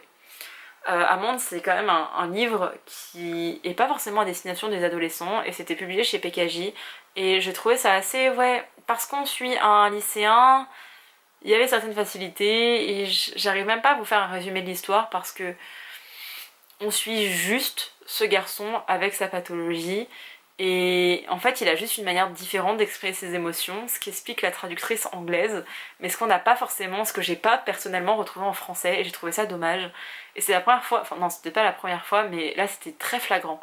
Alors que parfois je me dis ah c'est peut-être la traduction, mais j'en sais rien, tandis que là vraiment je me suis dit je comprends maintenant, parce que même des mots qui étaient choisis en français, et je savais le mot en coréen. Parce que là, pour le coup, les dramas m'avaient servi. Et j'étais là, bah non, c'est pas ce qu'il veut dire quand il dit ça. Il veut dire tel mot. Et tel mot, ok, littéralement, ça veut dire ça, mais métaphoriquement, ça veut dire autre chose. Et j'étais genre, Et je sais pas, enfin, je sais pas. Bref, il y a aussi autre chose que je tiens à noter, c'est que la traduction en français n'est pas du coréen. C'est-à-dire que PKJ a fait traduire, en fait, le livre est en coréen, il a été traduit en anglais, et en France, on l'a traduit de l'anglais. Pourquoi ? Le livre est coréen de base, pourquoi tu le traduis de l'anglais? Du coup, on n'a pas les vrais mots, enfin, fallait prendre quelqu'un qui est traducteur, traductrice de coréen vers le français. Ça existe quand même, surtout là en 2022 les gars. Donc ouais, j'étais un peu déçue par rapport à ça. Je vous recommande de le lire, mais plutôt en anglais pour le coup. Ou en coréen si vous avez le niveau en coréen, mais je pense que vous l'avez déjà lu dans ce cas-là, donc voilà. Bref, j'ai lu un petit essai qui s'appelle I Want to Die but I Want to Eat Tteokbokki de Bexi, que je prononce très mal. C'est une fille qui est slightly depressed, qui va voir son thérapeute. Alors déjà, attendez, parce que c'est pas forcément ça. To the reader, to the English edition. Nous avons un petit paragraphe de cette jeune femme qui a la trentaine, quelque chose comme ça. Du coup, je me suis très fortement identifiée à elle. Un peu le même statut social, tout ça, très fortement identifiée à elle. Vraiment toutes les thématiques, ou presque, je crois que jusqu'au chapitre 12, toutes les thématiques c'était ma vie, hein. Et je pleurais et je riais et j'étais là... non, jusqu'au chapitre 8, donc je me suis plus identifiée à partir du chapitre 9, mais autrement du 1 au 8, c'était moi. Du coup j'étais très perturbée. Donc là on a par exemple le premier paragraphe, c'est slightly depressed, donc elle nous fait un petit état des lieux de ça, comment elle se sent, etc. Ensuite elle est avec son psychiatre et ce sont des vraies retranscriptions, alors je pense qu'elle les a légèrement modifiées mais ça reste quand même des vraies retranscriptions, et d'ailleurs son thérapeute parle à la fin, a fait un texte à la fin en expliquant la démarche de l'autrice, pourquoi il a accepté, qu'est-ce qui s'est passé, etc. Donc on a leur dialogue, ce qui aide vraiment à la cerner, la personne, et à la fin, je vais y arriver, elle a beaucoup parlé, hein. À la fin, vous avez un petit peu la conclusion du chapitre. Donc dans Slightly Depressed, elle écrivait un petit peu ce qui se passe. Là, elle demande si c'est une menteuse pathologique. Elle explique pourquoi est-ce qu'elle pense à ça et dans quelles circonstances. Elle est en rendez-vous avec son psychiatre, elle explique plus des situations et lui remet les choses dans le contexte en disant en fait on est tous des menteurs, mais là où ça devient pathologique c'est quand vous ne pouvez pas vous empêcher et que en fait vous montez crescendo et vous-même vous savez plus ce qui est la vérité, ce qui est le mensonge. Et ensuite, voilà. Et là, genre, son truc, c'est aujourd'hui, comme d'habitude, je suis dans le processus de me sentir mieux. On voit que la dame ne sait absolument pas faire de trad ou de retranscription, mais voilà. Et c'était incroyable, je l'ai adoré, je l'ai emmené de partout, j'ai ressenti 1 million d'émotions avec cet ouvrage, donc je vous le recommande à mon tour. Très abordable en anglais, toujours niveau CM2. Et voilà, c'était très très cool et je voulais vous le recommander. Parce que je pense que c'est... Si vous suivez cette chaîne, vous savez que dépression, troubles mentaux, on connaît bien, et je vais quand même le garder en main pour vous le montrer. On parle vraiment des problèmes des jeunes. Genre vraiment, j'ai fait des études, je suis techniquement légitime à faire les choses, mais je me sens pas légitime, et je suis une femme, et je sais qu'il y a des choses, et j'ai besoin de beaucoup d'attention, mais en même temps non. Et puis, ce que j'aime avec la culture coréenne, en tout cas ce qu'on nous en montre, c'est que les parents sont très importants. La place des parents est très importante. Et on n'a pas forcément ça dans les ouvrages français ou dans les films français où si ton père te dit non, ne l'épouse pas, tu vas quand même le faire et battre les couilles. Ici, c'est différent. Alors je parle pas forcément dans cet ouvrage-ci, mais en Corée c'est un peu... Non, quand même, c'est bien d'avoir l'approbation des parents. Quand tu te mets vraiment tes parents à dos, c'est genre vraiment tu représentes ta famille, quoi. Tu représentes pas juste ta personne, tu représentes aussi ta famille et la société coréenne. Et voilà, ils sont assez patriotiques aussi. Et... Elle parle de ça indirectement et elle parle du coup de l'apparence, de l'importance de l'apparence. Elle parle beaucoup de légitimité dans son travail, de la création aussi parce qu'elle est autrice, enfin elle est essayiste et du coup elle parle de tout ça, elle se trouve pas assez jolie, elle souffre de dysmorphophobie, du coup il en est question. Ça représente bien aussi une certaine forme de la jeunesse, avec beaucoup de problèmes mentaux, beaucoup de pression et... Finalement, les attentes qu'on a mises sur eux et la réalité, il y a quand même un monde entre les deux. Donc voilà. Et un autre essai que je vous recommanderais parce que je l'ai adoré, ça fera partie de mon top 2022. Je ne sais pas si vous aimez ce genre de livre, moi pas du tout, mais j'ai adoré. Ici, on va parler du Seawall, qui est un navire coréen. Enfin, un navire, oui, c'est un bateau coréen qui a coulé. Je ne sais plus quand est-ce que c'était, en 2014. C'est le naufrage, il a fait 304 victimes, la plupart étaient des adolescents, des lycéens qui étaient en voyage scolaire. Donc ce bateau a coulé. Alors je me souviens qu'à l'époque on avait parlé d'un bateau qui avait coulé, mais on battait les reins, vraiment je m'informe absolument pas des naufrages. J'ai été traumatisée par Titanic à cause de ça, je refusais de monter même dans un truc d'aviron là. Donc voilà, je m'intéresse pas à ça, ça me fait peur. Et en fait ici on revient sur qu'est-ce qui s'est passé. Ce qui s'est passé, je vais un petit peu vous spoiler l'histoire, c'est que ils ont envoyé ce qu'on pourrait appeler la police marine, les plongeurs du pays, pour récupérer les adolescents, mais rien n'a été prévu, rien n'a été fait correctement, et une dizaine de jours plus tard, on a fait appel à des plongeurs privés, on leur a dit voilà, vous êtes tous au courant pour le Seawall, on vous envoie sur place. D'accord, ils vont sur place, ils vont en repérage, ils font tout leur truc de plongeur, je n'y connaissais rien, j'ai appris plein de trucs, c'était hyper intéressant. Et assez rapidement, ils comprennent qu'ils sont pas là pour sauver des gens. Ils sont là pour récupérer des corps pour les rendre à leurs parents. Et ça dénonce l'inefficacité du gouvernement coréen. Le fait qu'ils n'ont pas été assez rapides, qu'ils n'ont pas réussi à mettre des systèmes en place pour pouvoir plonger. C'était un endroit risqué pour plonger, mais ils n'ont rien fait en fait le gouvernement. Ils ont laissé crever des adolescents. Clairement. Et 10 jours après, je crois que vraiment on est sur plus d'une semaine après, des plongeurs privés sont arrivés. Et eux, ils ont pas eu le choix de plonger, en sachant qu'avec les mouvements de l'eau, le bateau, machin, c'était hyper dangereux. Ils avaient pas de vraie localisation, et ils ont quand même plongé en continu, ce qui est absolument pas à faire, pour récupérer les corps des enfants. Et à côté de ça, ils ont été accusés par le gouvernement, par des associations, etc. de mal avoir fait leur taf. Et c'est là où on voit la complexité de la société coréenne à travers ce récit, de la justice, du système de santé aussi, parce que du coup les plongeurs sont ravagés au niveau psychologique, au niveau cérébral, au niveau physique, à cause de la plongée à l'extrême. Ils ont été aussi dans des fonds marins beaucoup trop profondément, alors que c'était pas bon à faire. Et il y a le système judiciaire, et j'aime beaucoup quand il est question de justice en Corée, parce que la justice coréenne, c'est un concept aussi. Il y a des choses qui sont bien. J'adore les thrillers. J'adore les dramas coréens qui se passent dans le système judiciaire. C'est mon péché mignon. Et à chaque fois, je regarde des dramas sur des procureurs ou des avocats. Et je suis la plus heureuse du monde. Vraiment, j'adore ça. Vous voulez une liste? J'ai une recommandation totale à vous faire. Et ce qui est très drôle, c'est que... Enfin drôle, triste, ironique, c'est qu'il y a des sujets, on s'en fout, et ça va être réglé devant le tribunal. Et il y a d'autres sujets hyper importants, dont les agressions sexuelles, où en fait, une meuf, elle va dire bah tel mec m'a filmé, m'a fait ci, m'a touché le cul, m'a pincé je sais pas quoi, hein, il m'a lié des doigts ou quoi que ce soit. Il va arriver au poste de police, le mec, et le policier va dire oh c'est pas bien ce que vous avez fait, machin, oui, machin. Ils vont être confrontés, et il va dire bah voilà, je fais une lettre d'excuse, voilà, je m'excuse, et en gros, les flics, je parle encore dans mon ensemble, hein, vont dire ah bah vous voyez, il a été gentil, il s'est excusé, il a dit qu'il ne referait plus, il a supprimé les photos, les vidéos, serrez-vous la main et fin de l'histoire. N'allez pas porter plainte, n'allez pas jusqu'au procès, ça va vous coûter de l'argent, du temps. C'est presque tout le temps comme ça que ça se passe. Vous allez peut-être avoir un super flic qui va faire ça ou j'en sais rien, mais et là je parle même pas de mon expérience de visionneuse de K-drama, c'est que je me suis renseignée sur des interviews de femmes qui ont vécu ce genre d'agression, et c'est quelque chose qui est assez constant en fait. C'est beaucoup de règlements à l'amiable alors que non. Vraiment non. Tu peux pas avoir de la drogue en Corée, par contre tu peux agresser sexuellement une fille et voilà. Vous voyez tout ce qui va pas en Corée.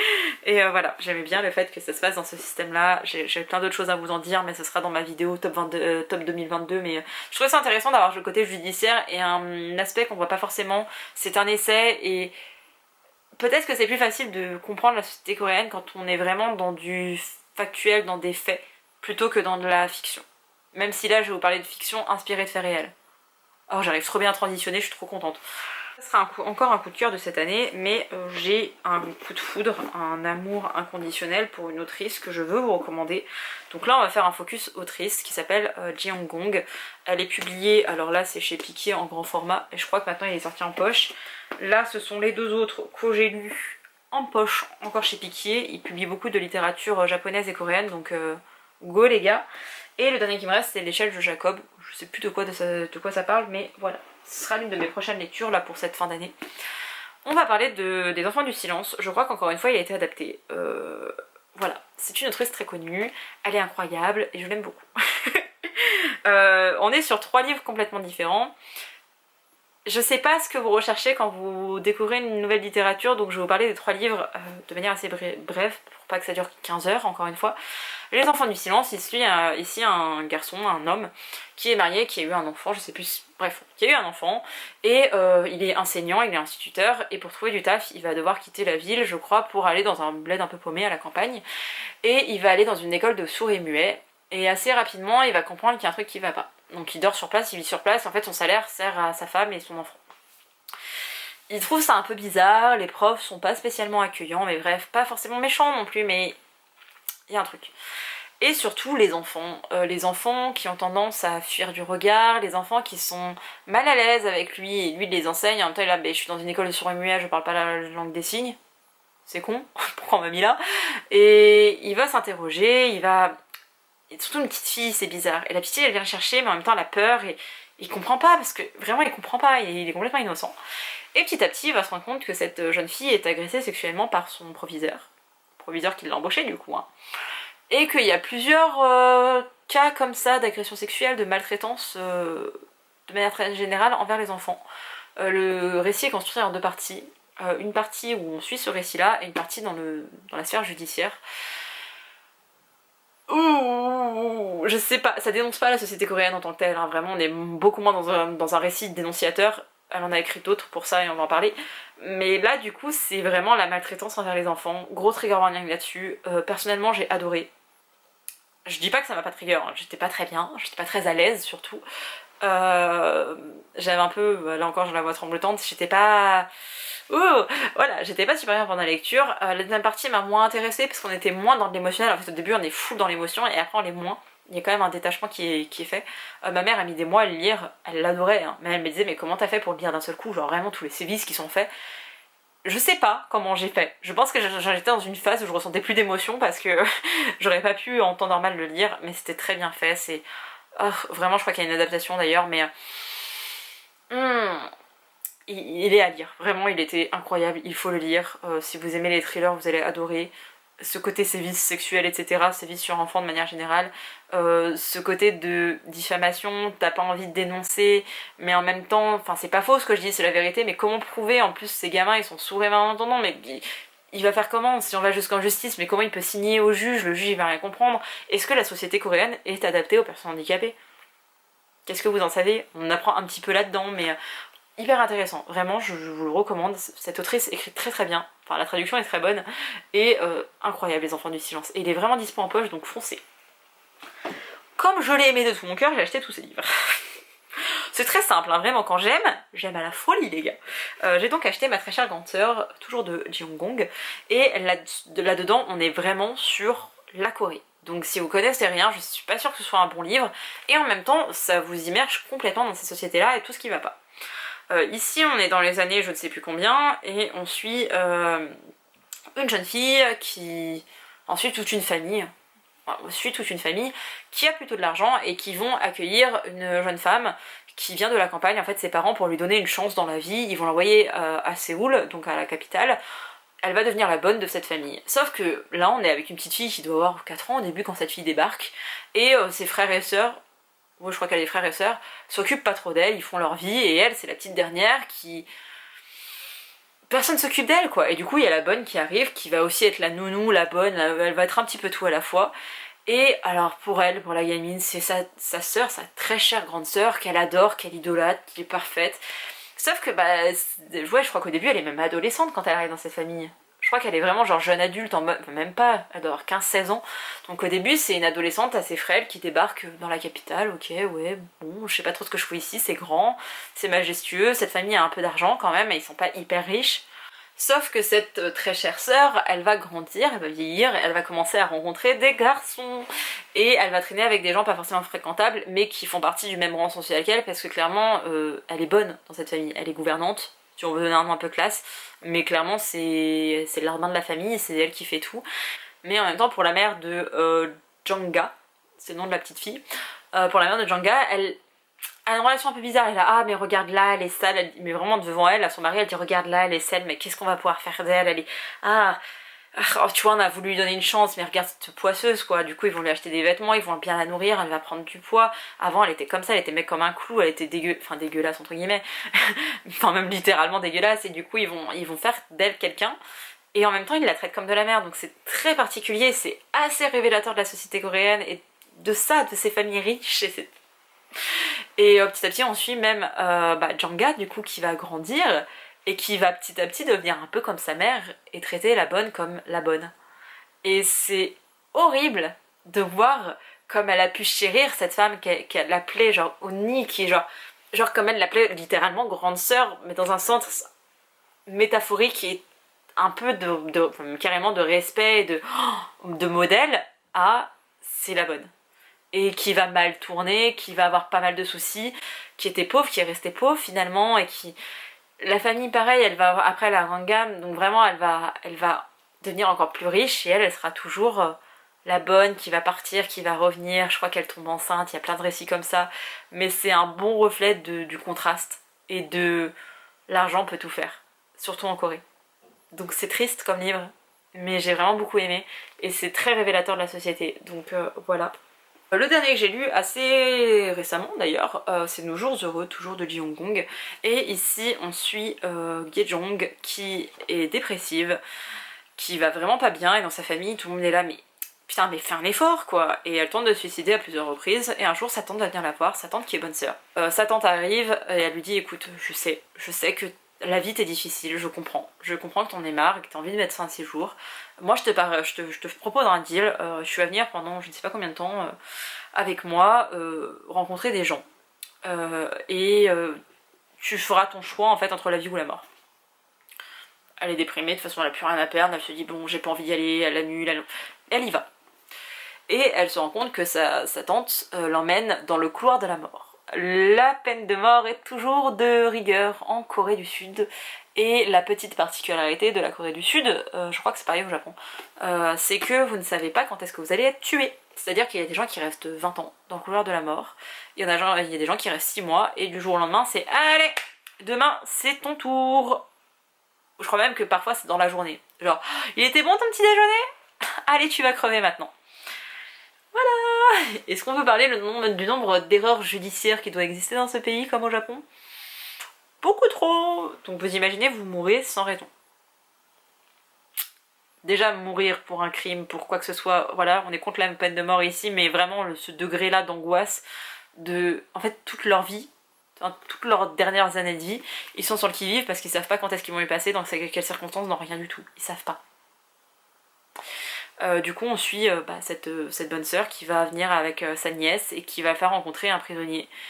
Et au début, Yeon Jong elle comprend pas. Elle se dit mais qu'est-ce que je fous ici, mais c'est quoi le but? Tu viens me voir quelqu'un, tu me fais rencontrer quelqu'un qui a tué des gens. À partir de quel moment ça va m'aider? Ce que j'ai adoré c'est vraiment, comme vous pouvez le voir, ouais je suis le genre de meuf maintenant qui corne ses livres. Non vous voyez pas du tout. Bref, j'ai corné mon livre, parce qu'à la fin ça commence vraiment à s'enchaîner. Pendant un temps il y avait un petit peu des temps morts, et après il y avait plutôt une sorte de leçon de vie, et j'ai adoré, vraiment c'était incroyable, j'ai vraiment adoré. Et ça c'est un triste petit coup de cœur, et ça dénonce le système judiciaire, mais également pourquoi est-ce qu'en fait vous en venez à tuer des gens. Les armes à feu sont interdites en Corée, au Japon aussi. Bref, du coup c'est beaucoup de crimes assez dégueulasses et violents parce que des coups de couteau. D'ailleurs j'avais regardé un reportage sur Netflix, je sais plus comment il s'appelle, le meurtrier de Séoul je crois, je vous mettrai la couverture, l'affiche ici. Regardez-le, ne le regardez pas en pleine nuit comme moi, vraiment. Ah je me souviens d'une anecdote, j'ai pas envie de vous la dire ici, mais bref c'était dégueulasse, j'avais regardé ça, tout le monde avait été le voir après. Allez le voir, il est très bien fait, mais vous voyez à quel point les crimes sont dégueulasses et sanglants.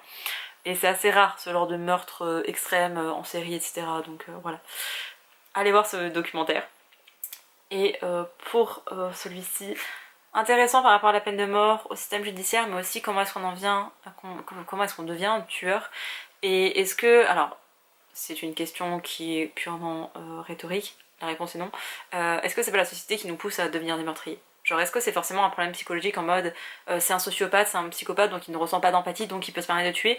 Ou est-ce que un petit truc plus un petit truc plus un petit truc, t'es pauvre, comment tu fais pour survivre dans une société où tout passe par le culte de la beauté quand t'es pauvre et moche et que la société veut que tu sois riche et beau? C'est compliqué. Donc voilà, c'est vraiment une bonne dénonciation de la société coréenne, du système coréen, donc je vous le recommande encore une fois. J'ai encore beaucoup trop de livres à vous recommander, donc on va faire très vite les gars. Je ne peux pas parler de la Corée si je ne parle pas des webtoons. Il y a une application en France, webtoon.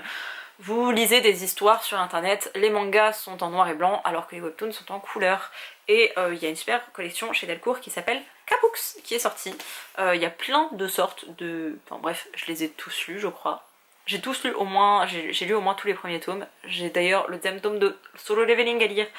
Et je crois qu'il y en a 7 maintenant, mais bref.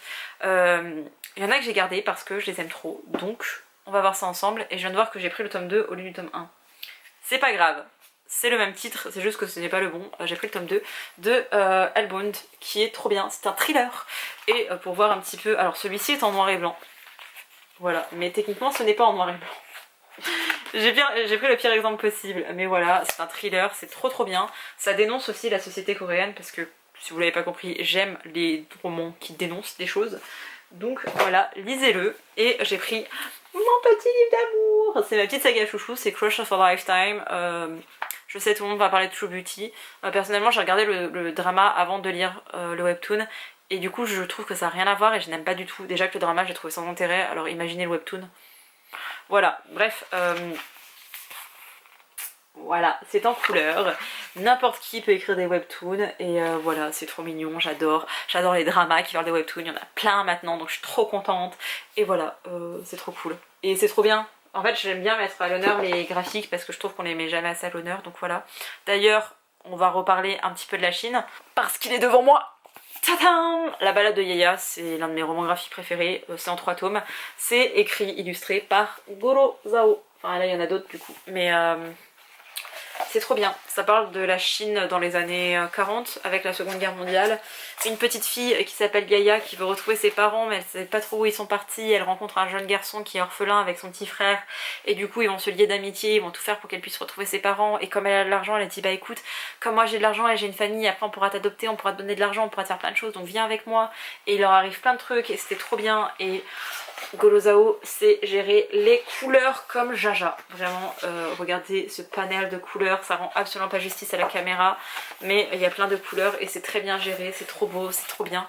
Donc lisez des graphiques les gars. Et c'est chinois, enfin il est chinois Goro Zhao. Voilà. J'ai une passion dans la vie qui s'appelle l'île de Jeju.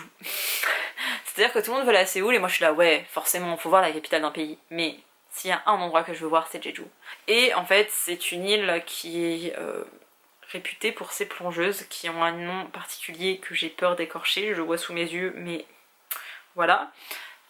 Voilà, ça parle des plongeuses de Jeju. Le plus connu et le plus réputé c'est celui-ci, l'île des femmes de la mer de Lisa Si, qui a écrit d'autres romans d'ailleurs sur la Corée qu'il faudrait que je lise un jour ou l'autre. J'attends de lire celui-là d'abord. Là ça se passe dans les années 30 et là dans les années 40 avec la guerre. Et là c'est Filles de la mer de Marine Lee Bracht. Voilà.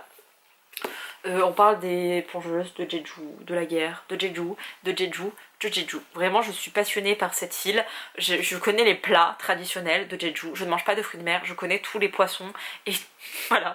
Et dernièrement, je regardais mon drama qui parle d'une jeune femme autiste et avocate qui est passionnée par la faune marine et par les dauphins et les baleines. Et il y a plein de dauphins et de baleines à voir à Jeju. Mais j'irai jamais les voir parce que les bateaux, ils s'approchent trop près des dauphins et des baleines. Et parfois, ils se font percuter et du coup, ils tuent des dauphins et des baleines juste pour le tourisme. Et donc, on veut pas ça ici.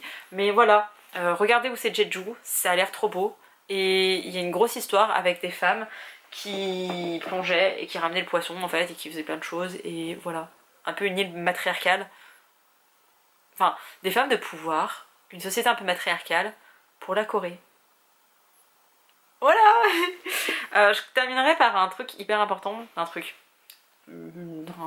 genre littéraire très important, ce sont les thrillers coréens. Je vous en ai parlé un peu plus tôt, là j'ai pratiquement que des femmes.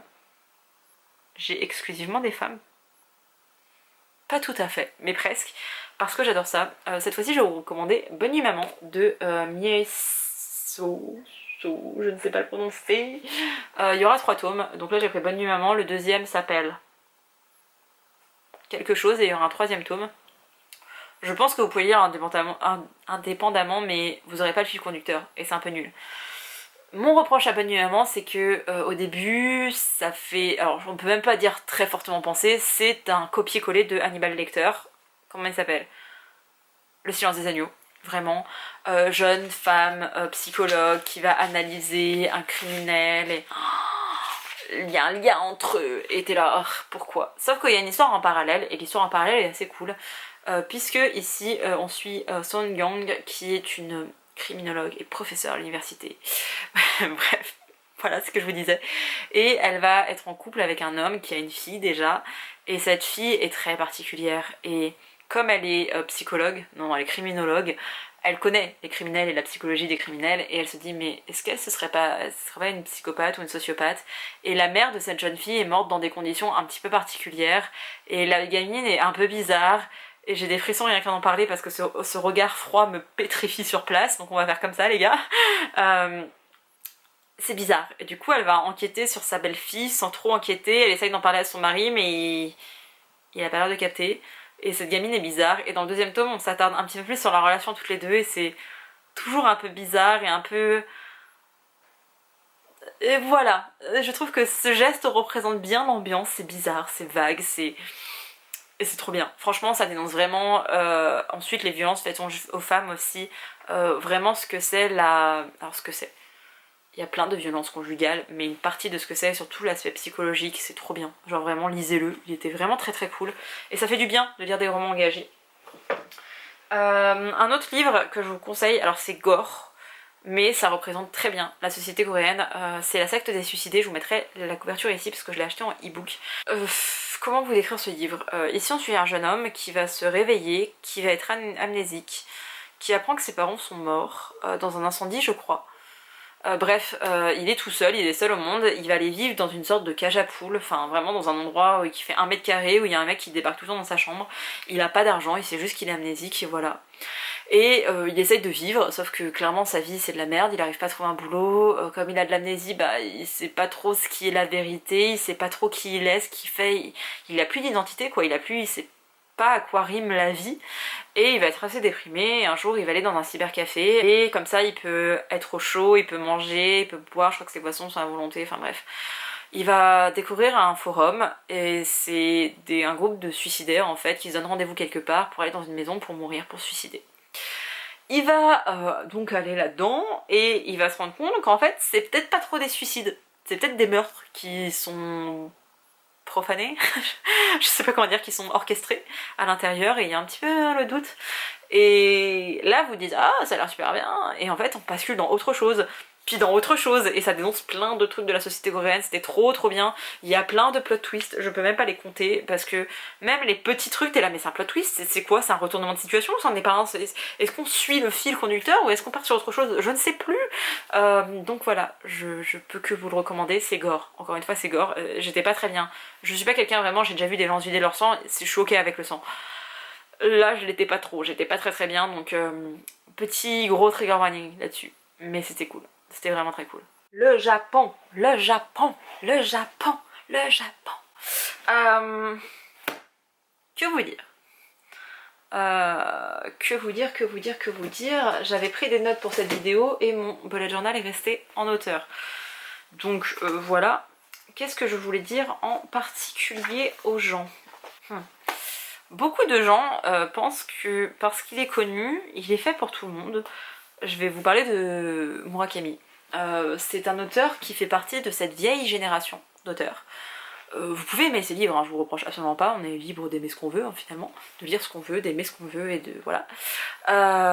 Murakami c'est une écriture très masculine, très sexiste, très... Voilà, je vous le recommanderais pas spécialement, c'est pas... j'ai pas forcément adhéré et je trouve pas que ce soit le meilleur. Franchement avec tout ce qui se fait maintenant au Japon, avec tout ce qui est traduit, non. Voilà, clairement. Je vous ai pas pris de manga ici, parce que j'en ai beaucoup recommandé par le passé. Je sais, vous n'avez plus accès aux vidéos, donc je pense que je laisserai le vlog où je remonte mes bibliothèques de manga et de graphiques de manière générale. Même s'il faudrait que je vous fasse un update quelque part, parce que faut que je vous en parle. J'en parlerai peut-être plus sur TikTok ou sur Instagram, mais j'adore les mangas. Ça fait vraiment partie de la culture japonaise. Et quand je parle de la culture japonaise, ça fait vraiment partie du Japon. Vous pouvez avoir 90 ans et lire des mangas, c'est normal, c'est quelque chose qui se fait, c'est ancré en eux. En France, on est quand même des bons consommateurs de mangas, mais le Japon, ça reste le pays du manga. Et ça restera le pays du manga, le pays de Jump. Jump, c'est un... Si vous voulez, en France, on a directement les... Je vais prendre un livre qui est absolument pas un manga, mais vous avez directement les livres. Au Japon, ce sont des... Pas comme ça. Ce sont des magazines assez épais où vous avez un chapitre ou deux de votre manga et en fait il y a 15 mangas dedans, ou je sais pas combien mais voilà. Et ensuite s'il fonctionne bien dans le magazine, il va être dans les premières pages du magazine et pas dans les dernières, et il aura un chapitre entier, une vraie mise en avant, parfois même une page en couleur, mais je suis pas sûre qu'ils le fassent tous ça. Et si vraiment il fonctionne bien, il sera ensuite publié en livre quoi, en tome individuel. Bref. Maintenant que ça c'est dit, lisez des mangas, c'est trop bien, il y en a pour tous les goûts, pour toutes les couleurs, pour toutes les... Voilà, moi j'aime beaucoup les mangas LGBTQ+, j'aime beaucoup les mangas de chez Akata. Si vous me connaissez, vous savez que j'aime beaucoup Akata. Il y a quelques parutions de Kana que j'aime bien. Et Pika, il y a des trucs que j'aime bien, mais c'est plutôt pour des gros shoujo bien clichés. Je sais que shoujo ça veut dire pour filles, et ça fait un peu rien dire. Mais voilà, tout ce qui est un peu niais, mignon, et même poussé à l'extrême, j'aime bien. Genre vraiment hétéro, très... Et voilà, ça j'aime bien. En manga, ça passe très bien pour moi. Donc voilà. Bref, lisez des mangas. Je vais vous recommander plusieurs livres, plusieurs autrices aussi. Enfin deux autrices directement. pour différentes raisons. Alors attendez, j'essaie de les retrouver parce qu'il y en a que j'ai même pas lu. Alors un peu what a shame, je le sais, surtout que j'achète les livres et je les lis pas. Je vais vous parler de d'une autrice que je n'ai pas lue mais qui est recommandée et que, enfin, j'ai la papeterie de quelque chose, Tsubaka, je ne sais plus. J'ai le restaurant de l'amour retrouvé et j'ai le restaurant Arc-en-Ciel aussi. C'est une autrice qui s'appelle Ito Ogawa et voilà, c'est une jeune femme de 25 ans qui va perdre sa voix et à la suite d'un chagrin d'amour, et en fait elle va céder de la nourriture pour retrouver l'envie de vivre finalement. Oh, c'est le genre d'histoire que j'adore, et c'est ce que j'adore et ce que je déteste avec le Japon, la littérature japonaise. Si la Corée, j'aime sa littérature parce qu'elle est féministe, parce qu'elle est très dénonciatrice, je trouve que le Japon, déjà ce que j'attends d'un roman japonais, c'est pas ça. J'aime quand c'est dénonciateur, mais même quand ça dénonce, et je vais vous parler d'un livre qui dénonce après, je trouve que c'est toujours fait avec une certaine pudeur, avec une certaine retenue, et qu'on n'a pas vraiment une critique sur le pays. Genre vraiment, on sent que même s'il y a des choses qui ne vont pas, on aime son pays quand même, on est vachement patriotique et on n'a pas envie de trop critiquer. Et je sais, j'ai peur de faire de la merde avec le nom exact, mais en gros au Japon c'est mal vu de... Faut pas dire directement les choses, faut passer par 40 chemins avant d'arriver à la destination. Il faut surtout pas blesser la personne en face de vous, c'est vraiment mal poli, c'est... ça se fait pas. C'est vraiment, il y a une façon de parler qui est comme ça aussi. Ça fait partie de leur culture. Même quand c'est son dénonciateur, je trouve que c'est encore trop... Les angles sont plus qu'arrondis à ce point-là, ça fait un cercle, c'est plus un carré quoi. Ce que j'aime avec la littérature japonaise, mine de rien, et je vous en parlerai avec un livre où c'est vraiment la représentation de la littérature japonaise à mes yeux, c'est des morceaux de vie, des tranches de vie de quelqu'un. Et c'est un peu mon point de vue en tant qu'autrice, c'est que la vie est longue, et on va sélectionner un passage de la vie de quelqu'un et se focus là-dessus pour raconter l'histoire. Et les romans japonais, c'est ça. Ça démarre un petit peu comme ça, au hasard, tu sais pas trop pourquoi l'histoire a commencé à ce moment-là. Tu vas suivre une personne à un moment de sa vie, des émotions qu'il va ressentir, tu vas avoir une confession un peu sur ce qui s'est passé, sur ce qu'il ressent, et ça se termine. Et finalement tu te dis mais quelle est l'utilité? Et en fait c'est juste un voyage. C'est vraiment ça. Vraiment je crois que c'est le meilleur adjectif que je pourrais dire, la littérature japonaise c'est un voyage. C'est un bout de vie de quelqu'un, c'est un morceau de... J'ai encore un recueil de nouvelles après à vous parler. Vraiment. J'aime la littérature japonaise pour ça, parce que c'est juste un récit de vie, un petit truc comme ça qu'on te raconte, et voilà, c'est fini. Et c'est frustrant pour moi parce que moi j'aime les morales. J'aime qu'à la fin d'un livre je me dise « Ah, c'est ça qu'il a voulu nous dire ». Ça ne marche pas avec la littérature japonaise, et ça me donne envie de tuer des gens. Ça m'énerve grandement. Donc... voilà, je ne sais pas ce que je vais penser de cette autrice, mais je sais qu'elle est beaucoup recommandée je vous ai dit le restaurant Arc-en-Ciel, c'est le jardin Arc-en-Ciel. Il est question de deux femmes, alors, c'est une lycéenne.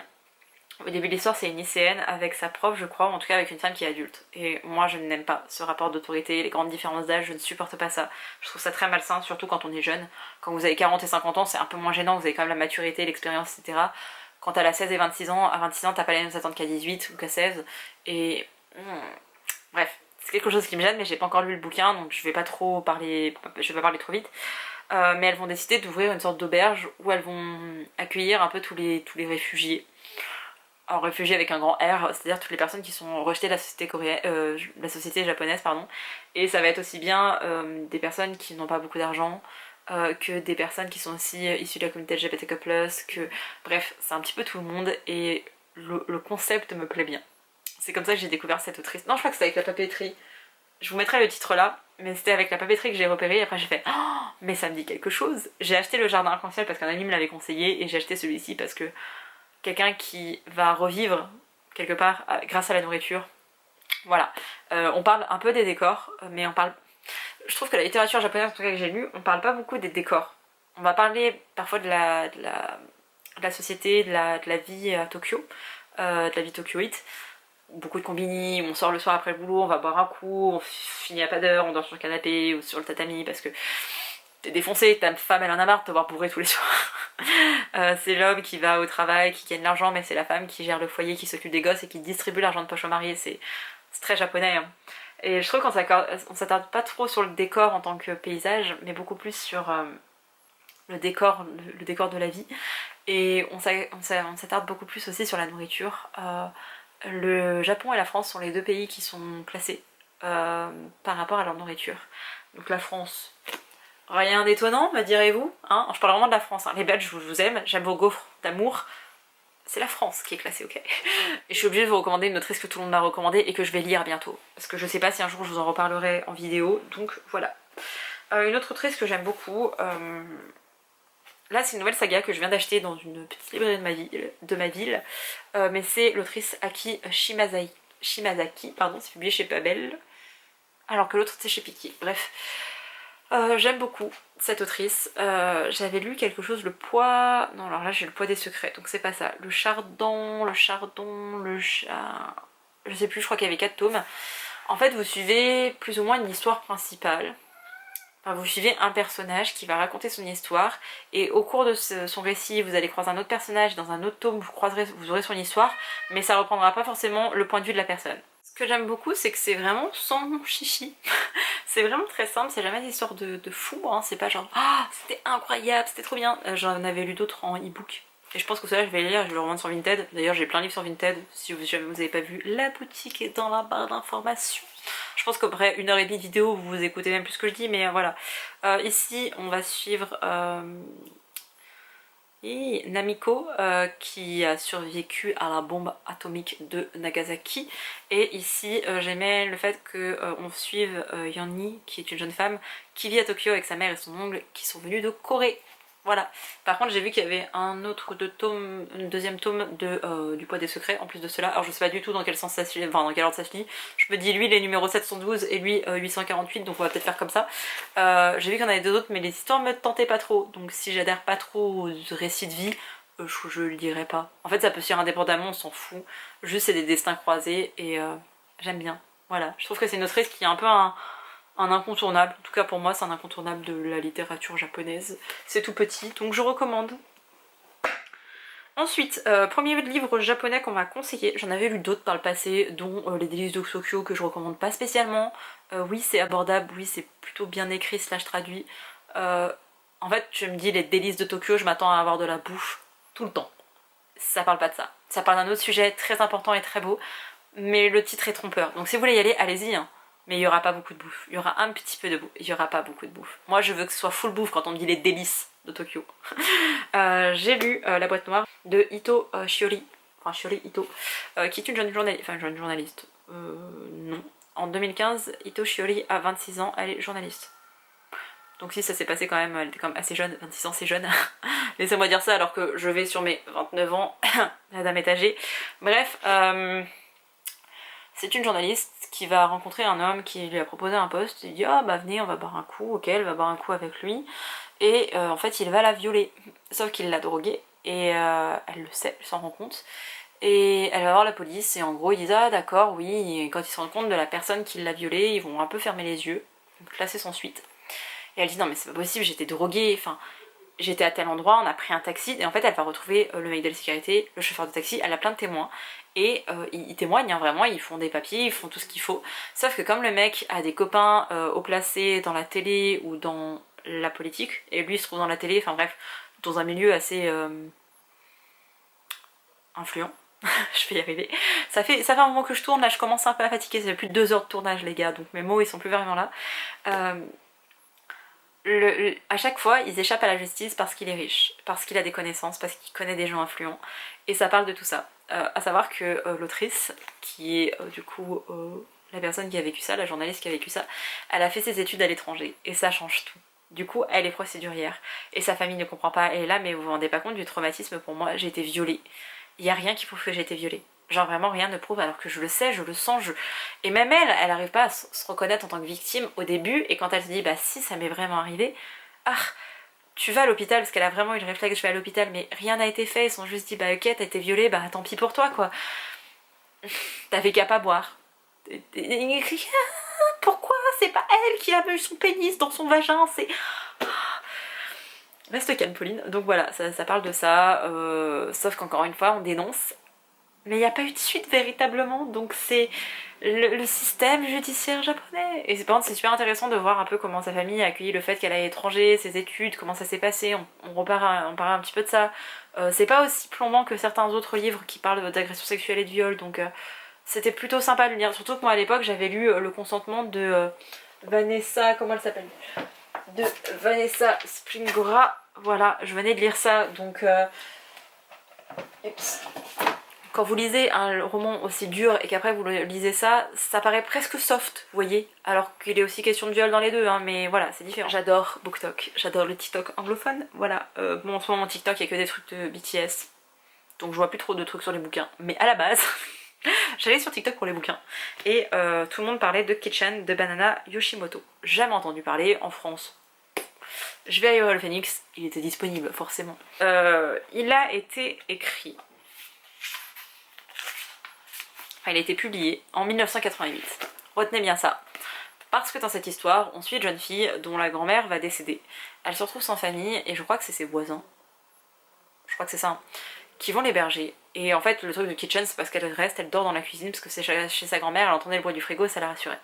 Il y a un garçon et sa mère qui vont l'héberger. Et la particularité, c'est qu'en fait, sa mère est transgenre. Donc c'est une femme trans. Et 1988 au Japon, une femme trans dans un roman. Et franchement, pour l'époque, j'ai pas trouvé ça très maladroit. Parfois, c'est un peu genre, ça passe. C'est pas idéal, ça passe. Mais franchement, j'étais choquée parce que je ne savais rien de ce livre et quand j'ai découvert ça, j'étais là. Et du coup, on suit cette jeune fille qui va se lier d'amitié avec ce garçon. Il y aura plus ou moins une romance par la suite, mais même ça paraît un peu futile parce que ce qui reste vraiment, c'est plutôt cette jeune fille, l'attachement qu'elle avait avec sa grand-mère. Je crois vraiment que c'était sa grand-mère et pas sa mère.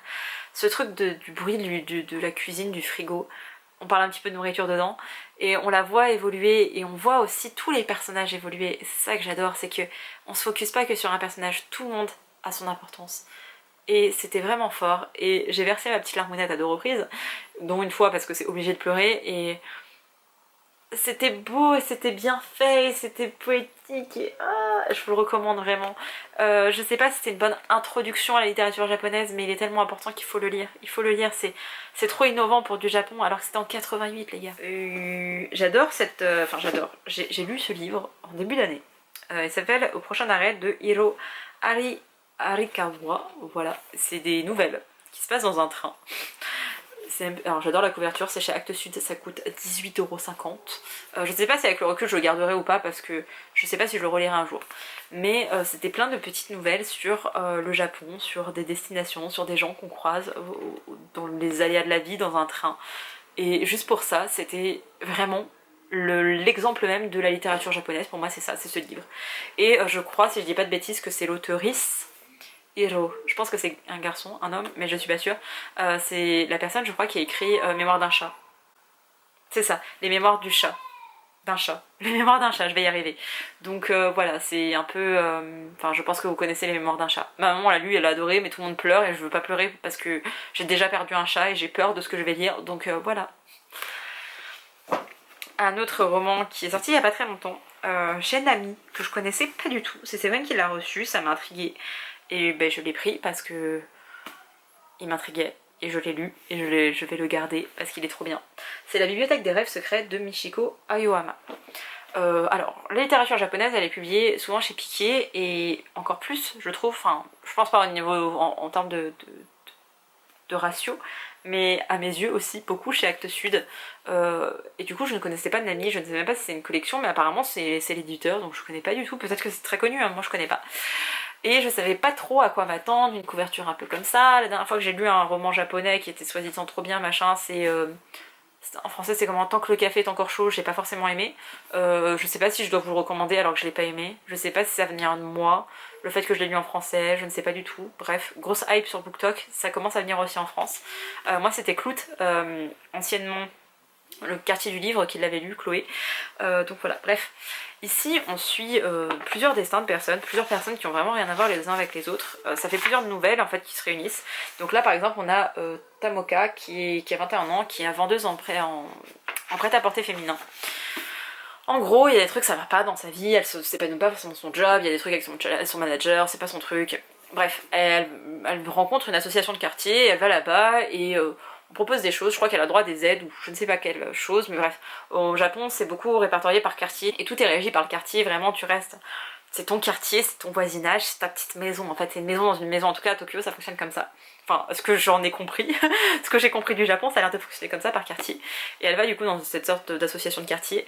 Et il y a notamment une bibliothécaire, elle dit bah voilà, je voudrais des livres, ça, ça, ça. Et la bibliothécaire, elle sourit, elle dit rien, et elle donne un autre livre au milieu de tout ça. La fille, elle a pris la liste de la pile de livres, elle rentre chez elle et elle voit un bouquin sur la bouffe. Je dis bah, ok, c'est pas ce que j'ai demandé, mais d'accord. Et en fait, elle va commencer à se faire à manger grâce à ce livre de nourriture. Donc vraiment, la première nouvelle, elle m'a vraiment marqué pour la bouffe.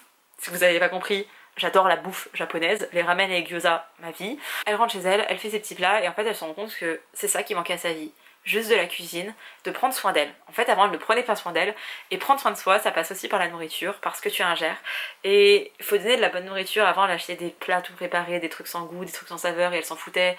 Elle mangeait des plats de ramen, mais genre vraiment des nouilles instantanées, pas des bons plats de ramen et tout.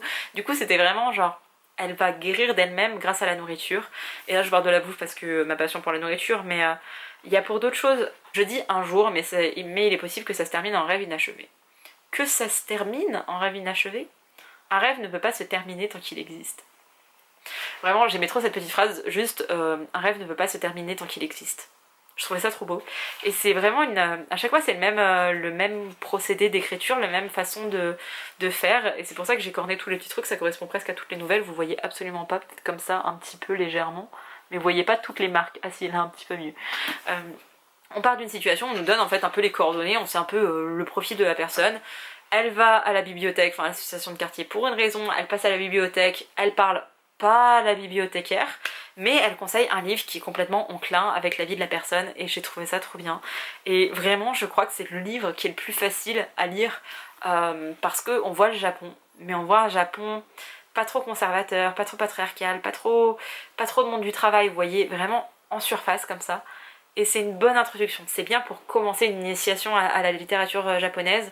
Vous suivez comme ça des dessins et vous saurez jamais le fin de l'histoire de est-ce qu'il a quitté son travail, est-ce qu'elle est encore avec son mari, qu'est-ce qui s'est passé, et ses enfants, est-ce qu'ils ont fait ci, tu sauras jamais.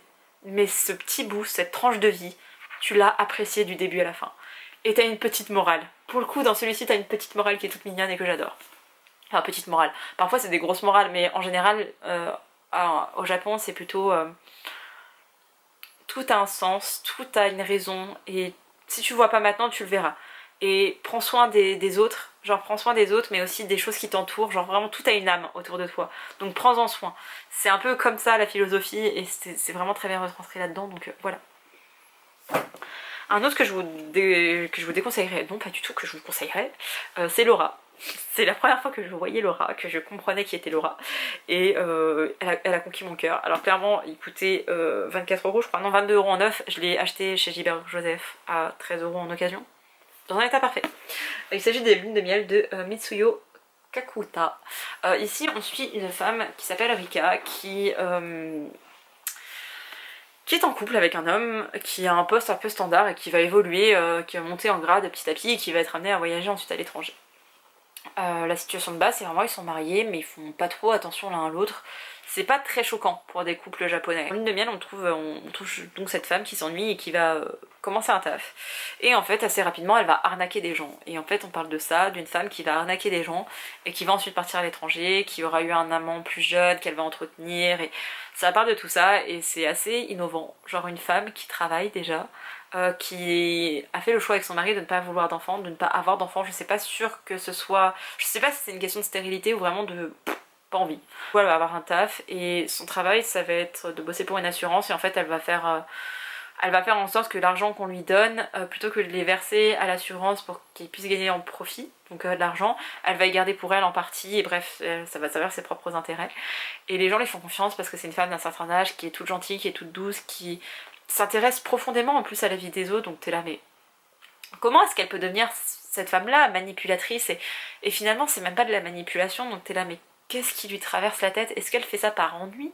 Et en même temps elle est dans une relation avec un mec plus jeune et quand il y a son mari, bah il fait pas trop attention à elle, il part souvent à l'étranger, elle sait pas ce qu'il fait et autant il la trompe et elle s'en fout en fait. Est-ce qu'elle est amoureuse de son mari? Est-ce qu'elle aime vraiment ce jeune ou juste elle entretient quelqu'un parce que ça l'occupe? On sait pas trop et le mystère continue, plane comme ça. Et un peu un ovni. J'ai jamais lu un roman japonais pareil donc Je sais pas si vous pourrez l'aimer. Je sais pas. Moi, Laura me l'avait conseillé, je savais pas trop à quoi m'attendre. Je me suis dit, ah, littérature japonaise, on connaît, et franchement, un peu un ovni, mais un ovni que j'ai adoré. Donc encore une fois, je vous le recommande. C'est ma vidéo recommandation, ce par quoi commencer, je trouve que celui-là, il est pas mal. Donc voilà. C'est ma lecture en cours, mais en cours depuis 6 mois. Peut-être pas 6 mois, mais un moment quand même. J'en suis à 107 pages, mais juste, il y a plein de destins croisés, j'ai plus l'habitude. J'ai plus l'habitude d'autant de destins croisés, d'un livre aussi gros. C'est un thriller japonais. Et c'est pour ça que je vous le conseille, parce que c'est cool. Et ça dépeint plein de portraits de femmes, c'est féministe, et voilà, ça a été conseillé par Laura. C'est Out de Natsuo Kirino. Je m'excuse une dernière fois pour tous les mauvais accents, prononciations, de tous les noms des autoristes que j'ai cités. Vraiment, c'était la pire vidéo pour moi pour ça. Ici, on suit 4 femmes qui travaillent de nuit dans une usine à Tokyo qui fait des bento. Bento, c'est des sortes de plateaux repas très mignonnets, très bons. Elles préparent du coup ces bento la nuit. 4 femmes au profil assez différentes, mais un peu toutes les mêmes. Toutes pauvres, mais il y en a une qui m'a vraiment marquée parce que elle fait tout pour paraître riche, genre elle achète des trucs tout le temps, des trucs de marque, de luxe, et elle offre aux autres alors qu'elle a pas de sous, en fait elle est vide, elle est endettée. Un jour, l'une de ces femmes va tuer son mari. Elle va appeler, alors vous apprendrez pourquoi dans ce livre, si vous le lisez, lisez-le, c'est publié chez Point. Oh, j'ai pas beaucoup de livres chez Point. Bref, c'est un thriller, je l'ai précisé, donc vous savez bien à ce à quoi on va s'attendre. Elle va tuer son mari et elle va appeler l'une de ses collègues, elle va dire écoute, j'ai fait quelque chose, faut que tu viennes chez moi. Elle vient chez elle, elle lui explique la situation, elles vont cacher le corps du mari dans la voiture. Et finalement, ces 4 femmes qui étaient complètement différentes et qui bossaient ensemble sans être proches, c'était collègues, il va y avoir une sorte de solidarité féminine qui va se mettre en place et elles vont se couvrir et je n'en sais pas plus, Laura ne m'en a pas dit plus, mais elles vont être embarquées dans plein de choses parce que finalement il y a quand même un homme qui a été tué, le mari de l'une d'entre elles et 3 autres femmes sont en train de la protéger.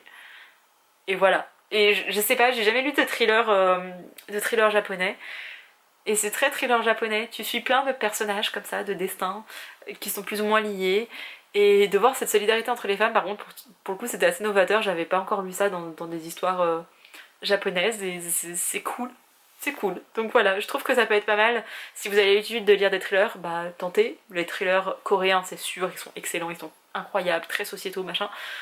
Peut-être pas, peut-être pourquoi pas du japonais. Et c'en est enfin tout de cette vidéo. C'est une fin de tournage.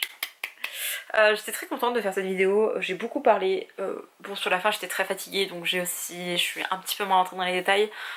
C'était une vidéo qu'on m'a beaucoup demandé. Beaucoup de gens me demandaient des recommandations.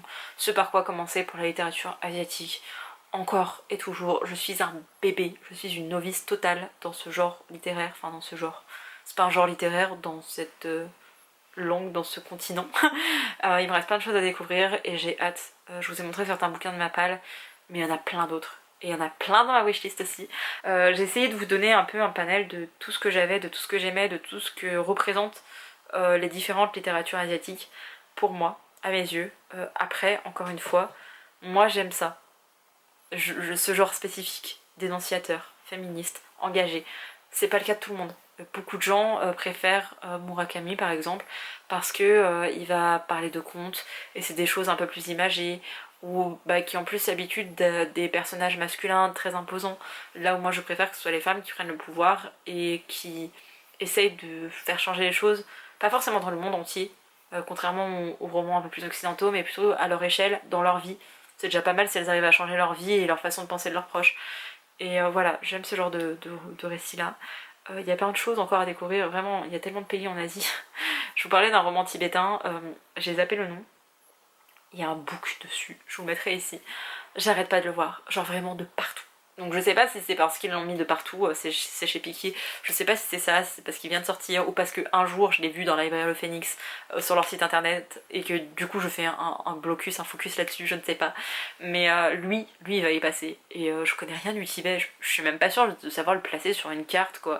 Pardon, je suis très nulle en géographie mais c'est assez aberrant en fait de voir à quel point on est un peu recentré sur soi-même et on a réussi à s'étendre un peu au Japon grâce aux animés, finalement. Et maintenant on s'étend un peu plus à la Corée grâce à la K-pop et au K-drama. Mais il y a encore tellement de pays, il y a encore tellement de cultures, il y a encore tellement de choses à voir et à découvrir. Et quand je vois mon amour, vraiment la révélation que j'ai eue pour la littérature coréenne, je me dis que Vraiment, il y a encore plein de littérature asiatique qui risque d'émouvoir encore plus et de me faire rager, et de me faire pleurer, et de me faire rire, et de... Oh, et j'ai trop hâte. Franchement, c'est plein de voyages que j'ai hâte de faire à travers ces lectures et c'est trop cool. J'espère que ça vous a aussi donné envie. J'espère que vous lirez certains livres.